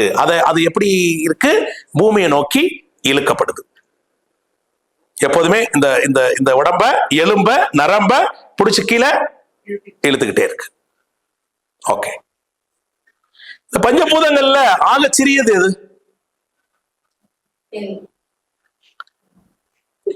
இங்க இங்க இருக்கிறவங்களுக்கு யாருக்கும் குழப்பம் இருக்காது, விண்ணுதான் சொல்றது இல்ல. ஜெனரல் பப்ளிக் நீங்க கேளுங்க, இந்த தத்துவம் தெரியல, நார்மலா பஞ்சபூதத்துல எதுங்க லேசானதுன்னு கேளுங்க, என்ன சொல்லுவாங்க? நான் சொல்றது இந்த சிஸ்டத்துக்குள்ள வராத ஒருத்தட்ட நீங்க கேட்டீங்கன்னா உடனே என்ன சொல்லுவாங்க? காற்று. ஏன்னா காற்று வரைக்கும் தான் அவங்க உணர்றாங்க இல்லையா? அந்த விண்ணும் வேல்யூ தெரியல, அதனால விண்ணோட வேல்யூ நம்ம இங்க தெரிஞ்சதுனால, நம்ம மதிப்பு தெரிஞ்சதுனால, விண்ணுங்கிற கேரக்டர் தெரிஞ்சதுனால கேரக்டர் பேசுறோம். இது தெரியாத ஒருத்தர் நீங்க கேட்டீங்கன்னாக்க லேசானது எதுங்கன்னு பஞ்சபூதத்துல கேட்டு பாருங்க, காற்றுன்னு சொல்லிடுவார், கனமானது நிலம் சொல்லிடுவார், அதுல குழப்பம் இல்ல. ஆனா லேசானதை சொல்றப்ப என்ன பண்ணுவாரு? ஏன் விஞ்ஞானமும் அதுதானே சொல்லுது, பிரபஞ்சத்துல காற்று தாங்க நிரம்பி கிடக்கு, ஹைட்ரஜன் தாங்க நிரம்பி கிடக்குன்னு சொல்லுது. ஏன்னா உங்களுக்கு தெரிஞ்சதுல இருந்து சொல்றாங்க. இப்ப இது மறைபொருள், விண்ணுங்கிறது மறைபொருள், உயிர்ங்கிறது மறைபொருள். அப்ப மறைபொருளை கற்றவனாலதான் விண்ணு தாங்க லேசானதுன்னு சொல்ல முடியும், உயிர் தான் லேசானதுன்னு மறைபொருளை கற்றவனாலதான் சொல்ல முடியும். சரிதானே? அப்ப நீங்க வெளியில உள்ள சொல்லலன்னு வருத்தப்பட முடியாது. அப்ப பொதுவா காற்றுதான் சொல்லுவாங்க. ஆனா நமக்கு தெரியும் எது விண்ணு தான். அப்ப இந்த விண் என்ன பண்ணுது அப்படின்னு பாத்தீங்கன்னா, இந்த விண் என்ன பண்ணுதுன்னு கேட்டீங்கன்னா, ஆக லேசான பொருளா இருக்கிறதுனால எப்போதுமே என்ன ஆகும், இந்த உடம்பை விட்டு வெளிநோக்கி போக இருக்கும். சரியா? அப்படி இந்த உடம்புங்கிற இந்த கெட்டி பொருளை கீழ் நோக்கி விழுக விடாம ஒரு குறிப்பிட்ட அளவுக்கு உயிர் தன்னை மேல் நோக்கி வேகம் கொண்டு இழுத்ததுனால வந்த உயரம் தான் ஒவ்வொரு பொருளுக்கும். புல்லுக்கும் சரி, பெரிய மூங்கில் ஓங்கி உயர்ந்த மரத்துக்கும் சரி, எனக்கும் சரி, இன்னொரு மனுஷனுக்கும் சரி, இப்படி வந்துச்சு.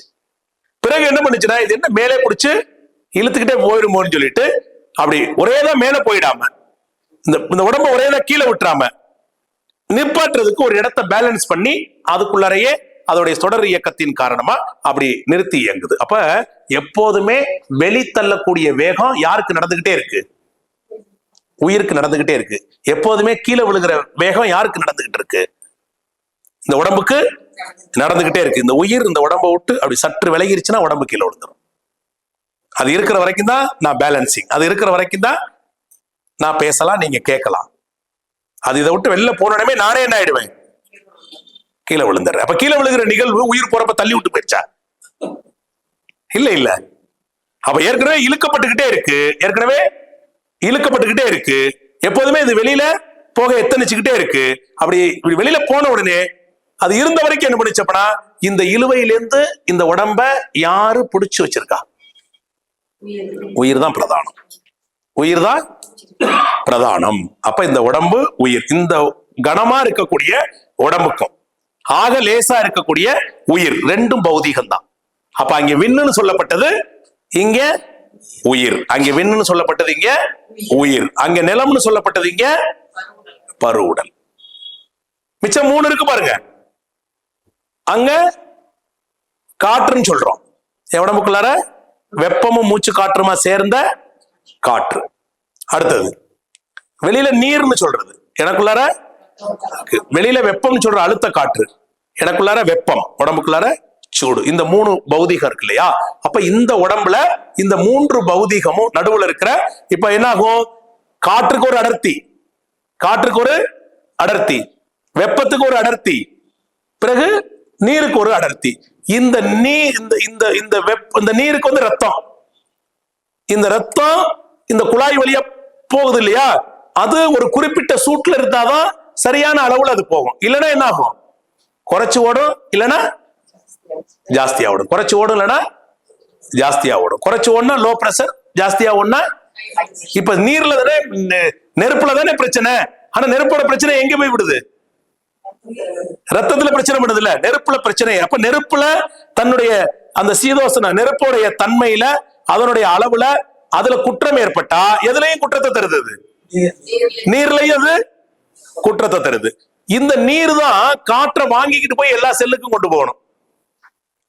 அப்ப அது காற்றுலையும் அதனுடைய தன்மையை குளறுபடி ஏற்படுத்தும். அப்ப இந்த 3லயும் ஏற்படக்கூடிய இந்த குளறுபடி எங்க போய் தாக்கத்தை ஏற்படுத்தும்னா, இந்த நிலத்துக்கும் உயிருக்கும் ஒரு சமநிலையை உயிர் ஏற்பாடு பண்ணி வச்சிருச்சு பாருங்க. ஒரு சமநிலையை உயிர் தான் ஏற்பாடு பண்ணுது. இதுக்கு மேல நம்ம இந்த விட்டு போயிடவும் கூடாது, இந்த உடம்பையும் கீழே விட்டுறக்கூடாதுன்னு இந்த 3ஐயும் ரெகுலேட் பண்ணி ஒரு சமநிலையை உருவாக்கி வச்சிருக்கு உயிர். ரத்தம், வெப்பம், காற்று 3ஐயும் ஒரு சமநிலையை உருவாக்கி இந்த உடம்புல அது இருக்கணுங்கிறதுக்காக இருந்தப்ப, இந்த 3ல ஏற்படக்கூடிய இந்த குளறுபடி தான் என்ன பண்ணுதுன்னு கேட்டீங்கன்னா, உடலுக்கும் உயிருக்கும் ஒரு பொருத்தமற்ற உறவை ஏற்படுத்துது. அதான் அன்கம்ஃபர்டபிள், அதுதான் பெயின் ஆகுது, அதுதான் பிறகு டிசீஸ் ஆகுது, டிஸ்ஈஸ். அப்புறம் அதுதான் கடைசியா பிரிவாகவும் போகுது. உயிரும் உடம்பும் பிரிஞ்சிருச்சுன்னா அதனால மரணமும் ஏற்படுது. அப்ப இந்த 3 தான் இந்த 2ஐயும் சேர்க்குது. அப்ப இந்த 5னுடைய இந்த இணக்கத்தன்மை இருக்கு இல்லையா, இதுதான் இந்த உடம்போட வாழ்க்கை, நோய் இல்லாம இருப்பது இருக்குது இதெல்லாம். அப்ப பஞ்ச பௌதீகங்கள்ல திரிபு ஏற்பட்டா குறைபாடு ஏற்பட்டா, அதனுடைய அடர்த்தி நிலையில மாற்றம் ஏற்பட்டா, அதனுடைய வேக நிலையில வேறுபாடு ஏற்பட்டா, சீர்கேடு ஏற்பட்டா, குழப்பம் ஏற்பட்டா, இதெல்லாம் ஏற்பட்டா என்ன ஆகும்னு கேட்டா நோய் செய்யும்.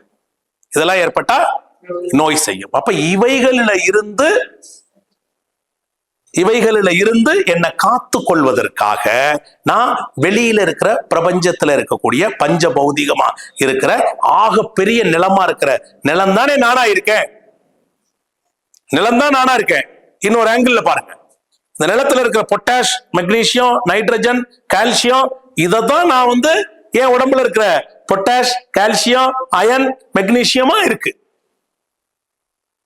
சரியா? இதுதான் இருக்கு. எப்படி வந்துச்சு? நேரடியா எடுத்து சாப்பிட்டா அந்த உடம்புல டைஜஸ்டிவ் சிஸ்டத்துக்கு அப்படி அதுல இருக்கிற பொட்டாஷை பிரிச்சு தர முடியல. அதனால மனிதனுடைய அறிவு வேலை செஞ்சு அந்த உள்ள ஒரு பொருளை போட்டு அது என்ன ஆனிச்சு, அதுல இருக்கிற பொட்டாஷை உறிஞ்சி இலை, தலை, கொட்டை இல்லையா, காய், கனி இப்படி வந்துச்சு இல்லையா. அப்ப இவைகளா அது தந்துச்சு. இது அதுவா கன்வெர்ட் ஆனிச்சு. அதை எடுத்துட்டு சுத்தம் பண்ணி கழுவி நான் உள்ள போட்டோனையும் அதுக்குள்ள இருக்கக்கூடிய அந்த பொட்டாஷை பிரிச்சு நான் ஆயிட்டேன். அப்ப நிலம் தானே நானா இருக்கேன். அதனாலதான் நான் விழுந்த பிறகு நிலத்துல தூக்கி போட்டா நிலம் செரிச்சிரும். ஏன்? நிலத்தை செரிச்சு நான் வாழ்ந்திருக்கேன். அப்ப என்னை யார் செரிச்சிருவா? நிலம் செரித்து விடும். என்னை நிலம் செரிச்சுக்கிறோம். புரியுதா? அப்ப நிலமே நானாக இருக்கிறேன். அப்ப எனக்கும் அதுக்கும் தொடர்பு இருக்கா இல்லையா? எனக்கு அதுக்கும் தொடர்பு இருக்கு. இப்ப பாருங்க, நிலத்துக்கு நீங்க இன்னொரு பொருள் தேவைப்படுது. நிலத்துக்குங்கிறப்ப உங்களுக்கு அதை கன்சம்ஷன் பண்றீங்க. அதனால நம்மளால என்ன புரிஞ்சுக்க முடியாதுன்னா, அந்த நிலத்தோட வாடை இருக்கு பாருங்க, நில வாசனை. அந்த நிலம் தன் தன்மையை காற்றுல கரைக்கும், நீர்ல கரைக்கும், காற்றுலையும் கரைக்கும், நீர்லையும் கரைக்கும். நான் சாப்பிடுற இந்த காய், கனியில மட்டும் கிடையாது, அதுல உள்ள இருக்கிற நீருக்குள்ளேயும் நிலம் தன் தன்மை கரைஞ்சே கிடக்கும். அதனால மழை தண்ணி அப்படியே சும்மா வருது. ஒரு சுண்ணாம்பு தன்மை உள்ள ஒரு மண்ணுல வந்தோடனையும் காரத்தன்மை ஆயிருது. தண்ணி காரத்தன்மை கிடையாது. அப்ப யார் காரமா ஆக்குனது? பிளெண்ட் பண்ணது யாரு? நிலம் தன் தன்மையை நீர்ல கலந்துச்சு. அப்ப நீரை குடிக்கிறப்ப நிலம் எனக்குள்ள வருதா இல்லையா? அந்த நீரை குடிக்கிறப்ப அந்த நிலத்தோட தன்மை எனக்கு வருது தானே? வருது. அப்ப வேரியஸ் ஃபார்ம்ல அப்படி வருது. இதெல்லாம் கண்ணுக்கு தெரிஞ்சது. கண்ணுக்கு தெரியாம நிலத்திலேருந்து வரக்கூடிய அலை இருக்குல்ல, வான்காந்தத்துல நிலத்தோட தன்மை இருக்கு இல்லையா, அது என் ஜீவகாந்தத்தோடையும் சேர முடியும். இது இன்விசிபிள், மறைபொருள். இதை நாம தெரிஞ்சுக்குவோம், நமக்கு புரியும். அப்படித்தானே? வருமா வராதா? வரும் தானே? எப்படி வருங்கிற? எப்படி நிலத்திலேருந்து ஒரு காய் எடுத்து சாப்பிட்டா அதுல உள்ள பொருள் கன்வெர்ட் ஆகுறது எனக்கு தெரிஞ்சிருச்சு. இப்ப இன்னும் கொஞ்சம் நுணுகி பாக்குறப்ப தண்ணி சாதாரணமா தாங்க விழுந்துச்சு, அந்த பாறையில இருந்து வந்ததுனால அது உப்பு தண்ணியா இருக்குங்க, இங்க விழுந்ததுனால தண்ணி நல்லா இருக்குங்க. அப்ப உப்பு தண்ணியாவோ நல்ல தண்ணியாவோ இருக்கிறதுக்கு யார் காரணமா இருந்தா? நிலம் தானே காரணமா இருந்துச்சு. அப்ப நிலத்தோட நீர் பிளெண்ட் ஆகுறப்ப நீர் நிலத்தோட தன்மையை தனதாக்கி கொண்டு வந்துச்சா இல்லையா? அப்ப அந்த நீரை நான் குடிக்கிறப்ப, கோயம்புத்தூர்ல இருக்கிறேங்க, நான் இங்க இருந்து அந்த தண்ணியை குடிக்கிறேன். இப்ப கோயம்புத்தூரோட நிலத்தோட தன்மையை நான் இங்க பெற்றுட்டேனா இல்லையா? நிலத்தோட தன்மையை நான் வாங்கிட்டேனா இல்லையா? இதுவும் என்னால புரிந்து கொள்ள முடிஞ்சதுனால, நேரடியா தெரியாட்டி கூட கொஞ்சம் சிந்திச்சு புரிஞ்சுக்கிட்டதுனால நான் புரிஞ்சுக்கிட்டேன். அப்ப நிலம் காற்றுலையும் பரவி கிடக்குமா இல்லையா? அப்ப காற்றின் வழியாவும் என்கிட்ட வரும். இந்த காற்றுல பரவ முடியாம காந்தமா நிலத்தோட காந்தம் இருக்கும்ல, காந்தம்னா புரியுதுல? எப்படி ஒவ்வொரு விண்ணுக்கு வெளியில காந்தம் இருந்துச்சுல, மண்ணை சுத்தியும் காந்தம் இருக்குல்ல. அப்ப விண்ணோட காந்தம் வான்காந்தத்துல பரவி கிடக்கிறப்ப, பூமியில இருக்கிறப்ப விண்ணோட அழுத்தம் மட்டும் இருக்காது, மண்ணோட வாசனையும் இருக்குல்ல. அப்ப மண் அந்த வாசனையா காந்தமா தானே இருக்கும். அது ஏன் ஜீவகாந்தத்துல கலக்க முடியுமா? முடியாதா? அப்ப ஏன் ஜீவகாந்தம்? அப்ப எனக்கு இந்த மண் என்ற பொருளால எனக்குள்ளார ஏற்படக்கூடிய குறைபாடுகளை நான் அந்த மண்ணோட என்னுடைய காந்தத்தை விரிச்சு, மனங்கிறது காந்தம் தானே, காந்தத்தை விரிச்சு மண்ணோட காந்தத்தோட நான் தொடர்பு கொள்ளும் பொழுது ஏன் மண்ணால எனக்கு ஏற்படுற கால்சியம் குறைபாடு, அயன் குறைபாடு, அனீமிக்கா இருக்கிறது, இது எல்லாத்தையும் இந்த மண்ணுல இருந்து நான் பெற முடியும்னா அந்த மண்ணோட நான் இருக்க வேண்டியது. அப்ப நிலத்தின் மீது தவன் சொன்னா எங்கேயும் போக வேண்டாங்க, என்னை சுத்தி இருக்கிற அந்த நிலத்தை நினைச்சா போதுமானது. நான் எங்கேயோ இருக்கிற நிலத்தை நினைக்க வேண்டிய அவசியம் இல்லை. ஏன்னா அதுதான் நானா இருக்கிறேன். சரிதான் நான் சொல்றது? இப்ப அந்த மண்ணோட தன்மை எனக்கு இல்லற சேரும். இதுல இன்னும் நிறைய விஷயம் இருக்கு. நுணுகமா போய் பாத்தீங்கன்னா இன்னும் என்ன நல்லா இருக்குன்னு யோசிங்க. இப்ப நான் ஒரு இதை சாப்பிடுறேன், என்ரிச் பண்ணப்பட்ட, அதாவது என்ரிச் இல்ல, கால்சியம் ரிச்சா இருக்கக்கூடிய நெல்லிக்காயை சாப்பிடுறேன். எல்லாரும் நெல்லிக்காய் சாப்பிடுறோம். நெல்லிக்காய் சாப்பிட்ட பிறகு எனக்கு கால்சியம் ஒரு குறிப்பிட்ட நாளைக்கு அப்புறம் நான் தொடர்ந்து சாப்பிட்ட பிறகு எனக்கு கால்சியம் பேலன்ஸ் ஆயிருக்கும் நான் நம்புறேன். எல்லாருமே எடுத்து பாக்குறோம், எல்லாருக்குமா வருது. ஒரு சில பேருக்கு அது அப்சார்ப்ஷன் இல்லாம இருக்குல்ல. அப்ப அது எதுல உள்ள குறைபாடு? மண்ணுல இருக்கக்கூடிய அந்த சத்தை உறிஞ்சி இருக்கக்கூடிய ஒரு பொருள்ல இருந்து மண்ணுக்கு தனக்கு தேவையான கால்சியத்தை எடுத்துக்கொள்ள முடியாம இருக்கு இல்லையா? அப்ப அதுக்குள்ள ஒரு இன்ஜின்ல எங்கேயோ ஒரு சீர்கேடு இருக்கு இல்லையா? இப்ப நாம பழக்க வழக்கத்துல என்ன பண்றோம்னா இந்த கால்சியத்தை வெளியில இருந்து அப்படியே எடுத்துக்கிறோம். அப்ப கால்சியத்தை எடுத்துக்கிட்ட பிறகு ஏற்கனவே சீர்கேடா இருக்கிற இன்ஜின் தனக்கான வேலையை நிறுத்திடும். போதும். ஏன்? வெளியில இருந்து அவன் கால்சியம் கொடுத்துருவானே, சாப்பிடுவான், சாப்பிட்ட பிறகு என்ன கொடுப்பான்? ஒரு கால்சியத்தையும் கொடுத்துருவான். அப்புறம் இந்த சாப்பாட்டுக்குள்ள இருந்து இந்த கால்சியத்தை பிரிச்செடுக்க வேண்டிய அவசியம் இல்லைன்னு சொல்லி எனக்கிட்ட இருக்கிற உள்ள இருக்கிற நுண்ண அறிவு என்ன பண்ணிடும்? அந்த வேலையை நிப்பாட்டிக்கிறோம். அப்படியே டார்மெண்டா உள்ள போயிடுமா போகாதா? ஆனா பஞ்சபூதத்துல நீங்க வந்து தவம் பண்ணா என்ன ஆகும்னா, நீங்க தொடர்ந்து அதுகிட்ட இருக்கிறப்ப இந்த உடம்புக்கு எனக்கு காப்பா அமைன்னு சொல்றப்ப நான் சாப்பிடக்கூடிய அந்த உணவுல எனக்கு தேவையான ஒரு பகுதி குறைபாடா இருக்கு இல்லையா? அந்த குறைபாட்டை இந்த காந்த அலை உள்ள போய் காந்த தன்மையில சரி செய்யும். இந்த இந்த ப்ராசஸ் இருக்கு இல்லையா? இந்த ப்ராசஸ் மையப்படுத்தினதுதான் ஹோமியோபதி தத்துவம். எங்கேயாவது ஒரு இடத்துல காந்தத்துல குறைபாடு இருந்துச்சுன்னா அந்த இடத்துல இருக்கிற டெப்ளீஷனை சரி பண்ணக்கூடிய அளவுக்கான ஒரு மெட்டீரியல் எடுத்து அந்த மெட்டீரியல் இருக்கிற அந்த காந்த தன்மையை எடுத்துக்கிட்டு வந்து பொட்டன்ஷி பண்ணி அதை தர்றதுதான் அவங்க மருத்துவரே இருக்கிறாங்க. சோ அதுதான் அந்த ஹோமியோபதி தத்துவம். அது என்ன பண்ணுதுன்னா அதை நமக்குள்ளார கொண்டு வந்து சேர்க்குது. இப்போ புரியுது? அந்த வேலையை, அந்த ஹோமியோபதியோட தத்துவத்தில் இருக்கிற வேலையைத்தான் பஞ்சபூத நவகிரகத்துல நாம நிலத்தோட இந்த புரிதலோட செஞ்சீங்கன்னாக்க எனக்கு அந்த தன்மை வந்துடும். அப்ப நான் நிலத்தோட நிக்கிறப்ப என்னை சுத்தி இருக்கிற நிலம் தான் நிலம் அப்படின்னு நினைச்சாலே மண்ணுல என்ன இருக்கு? உலோகம் இருக்கு, மினரல்ஸ் இருக்கு, தாது பொருட்கள் இருக்கு, எனக்கு நெல்லிக்காயில இருந்த கால்சியம் இருக்கு. இப்ப அயன் பத்தலைன்னா அங்கிருந்து கேளுங்க. அப்ப அந்த அயனை என் உடம்பு, நான் அயன், அதுக்கும் அயனை அது தராது. நான் அயனை தர்றதுக்கு ஒரு சிஸ்டம் நம்ம பழகிட்டு இருக்கோம். என்னது? தண்ணி குடிக்கிறேன், அந்த பொருள் எடுத்து சாப்பிடுறேன், எல்லாத்துலயும் அது இருக்கு. ஆனா அதை எனக்குள்ளார பிரிச்சு எடுத்து என் உடம்போட சேர்க்கிற தன்மை இருக்கு பாருங்க, அப்சார்ப்ஷன், அந்த திறனை இதுக்கு வளர்க்கும். நிலத்துல நீங்க தவம் பண்ணா நிலத்தால ஏற்படுற குறைபாடு, அதனால ஏற்பட்ட திரிபு, எது கூட? அது கூட நான் என்ன ஆகுறப்ப உயிர்கலப்பு செஞ்சுக்கிறப்ப அந்த அண்டர்ஸ்டாண்டிங் ஆஃப் அதை பாருங்க சுவாமிஜி.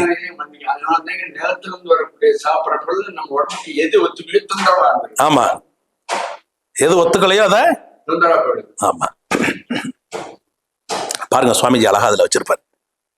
இந்த நிலத்தோட உற்பத்தி ரகசியம் தெரியணுங்கிறாரு. அதனாலதான் இந்த ரகசியத்துக்காக தான் இந்த விண்ணில இருந்து மண் எப்படி உருவானுச்சுன்னு சொல்லிட்டு வந்தேன். அப்ப உற்பத்தி ரகசியங்கிறப்ப எனக்கு என்ன இருக்கும்?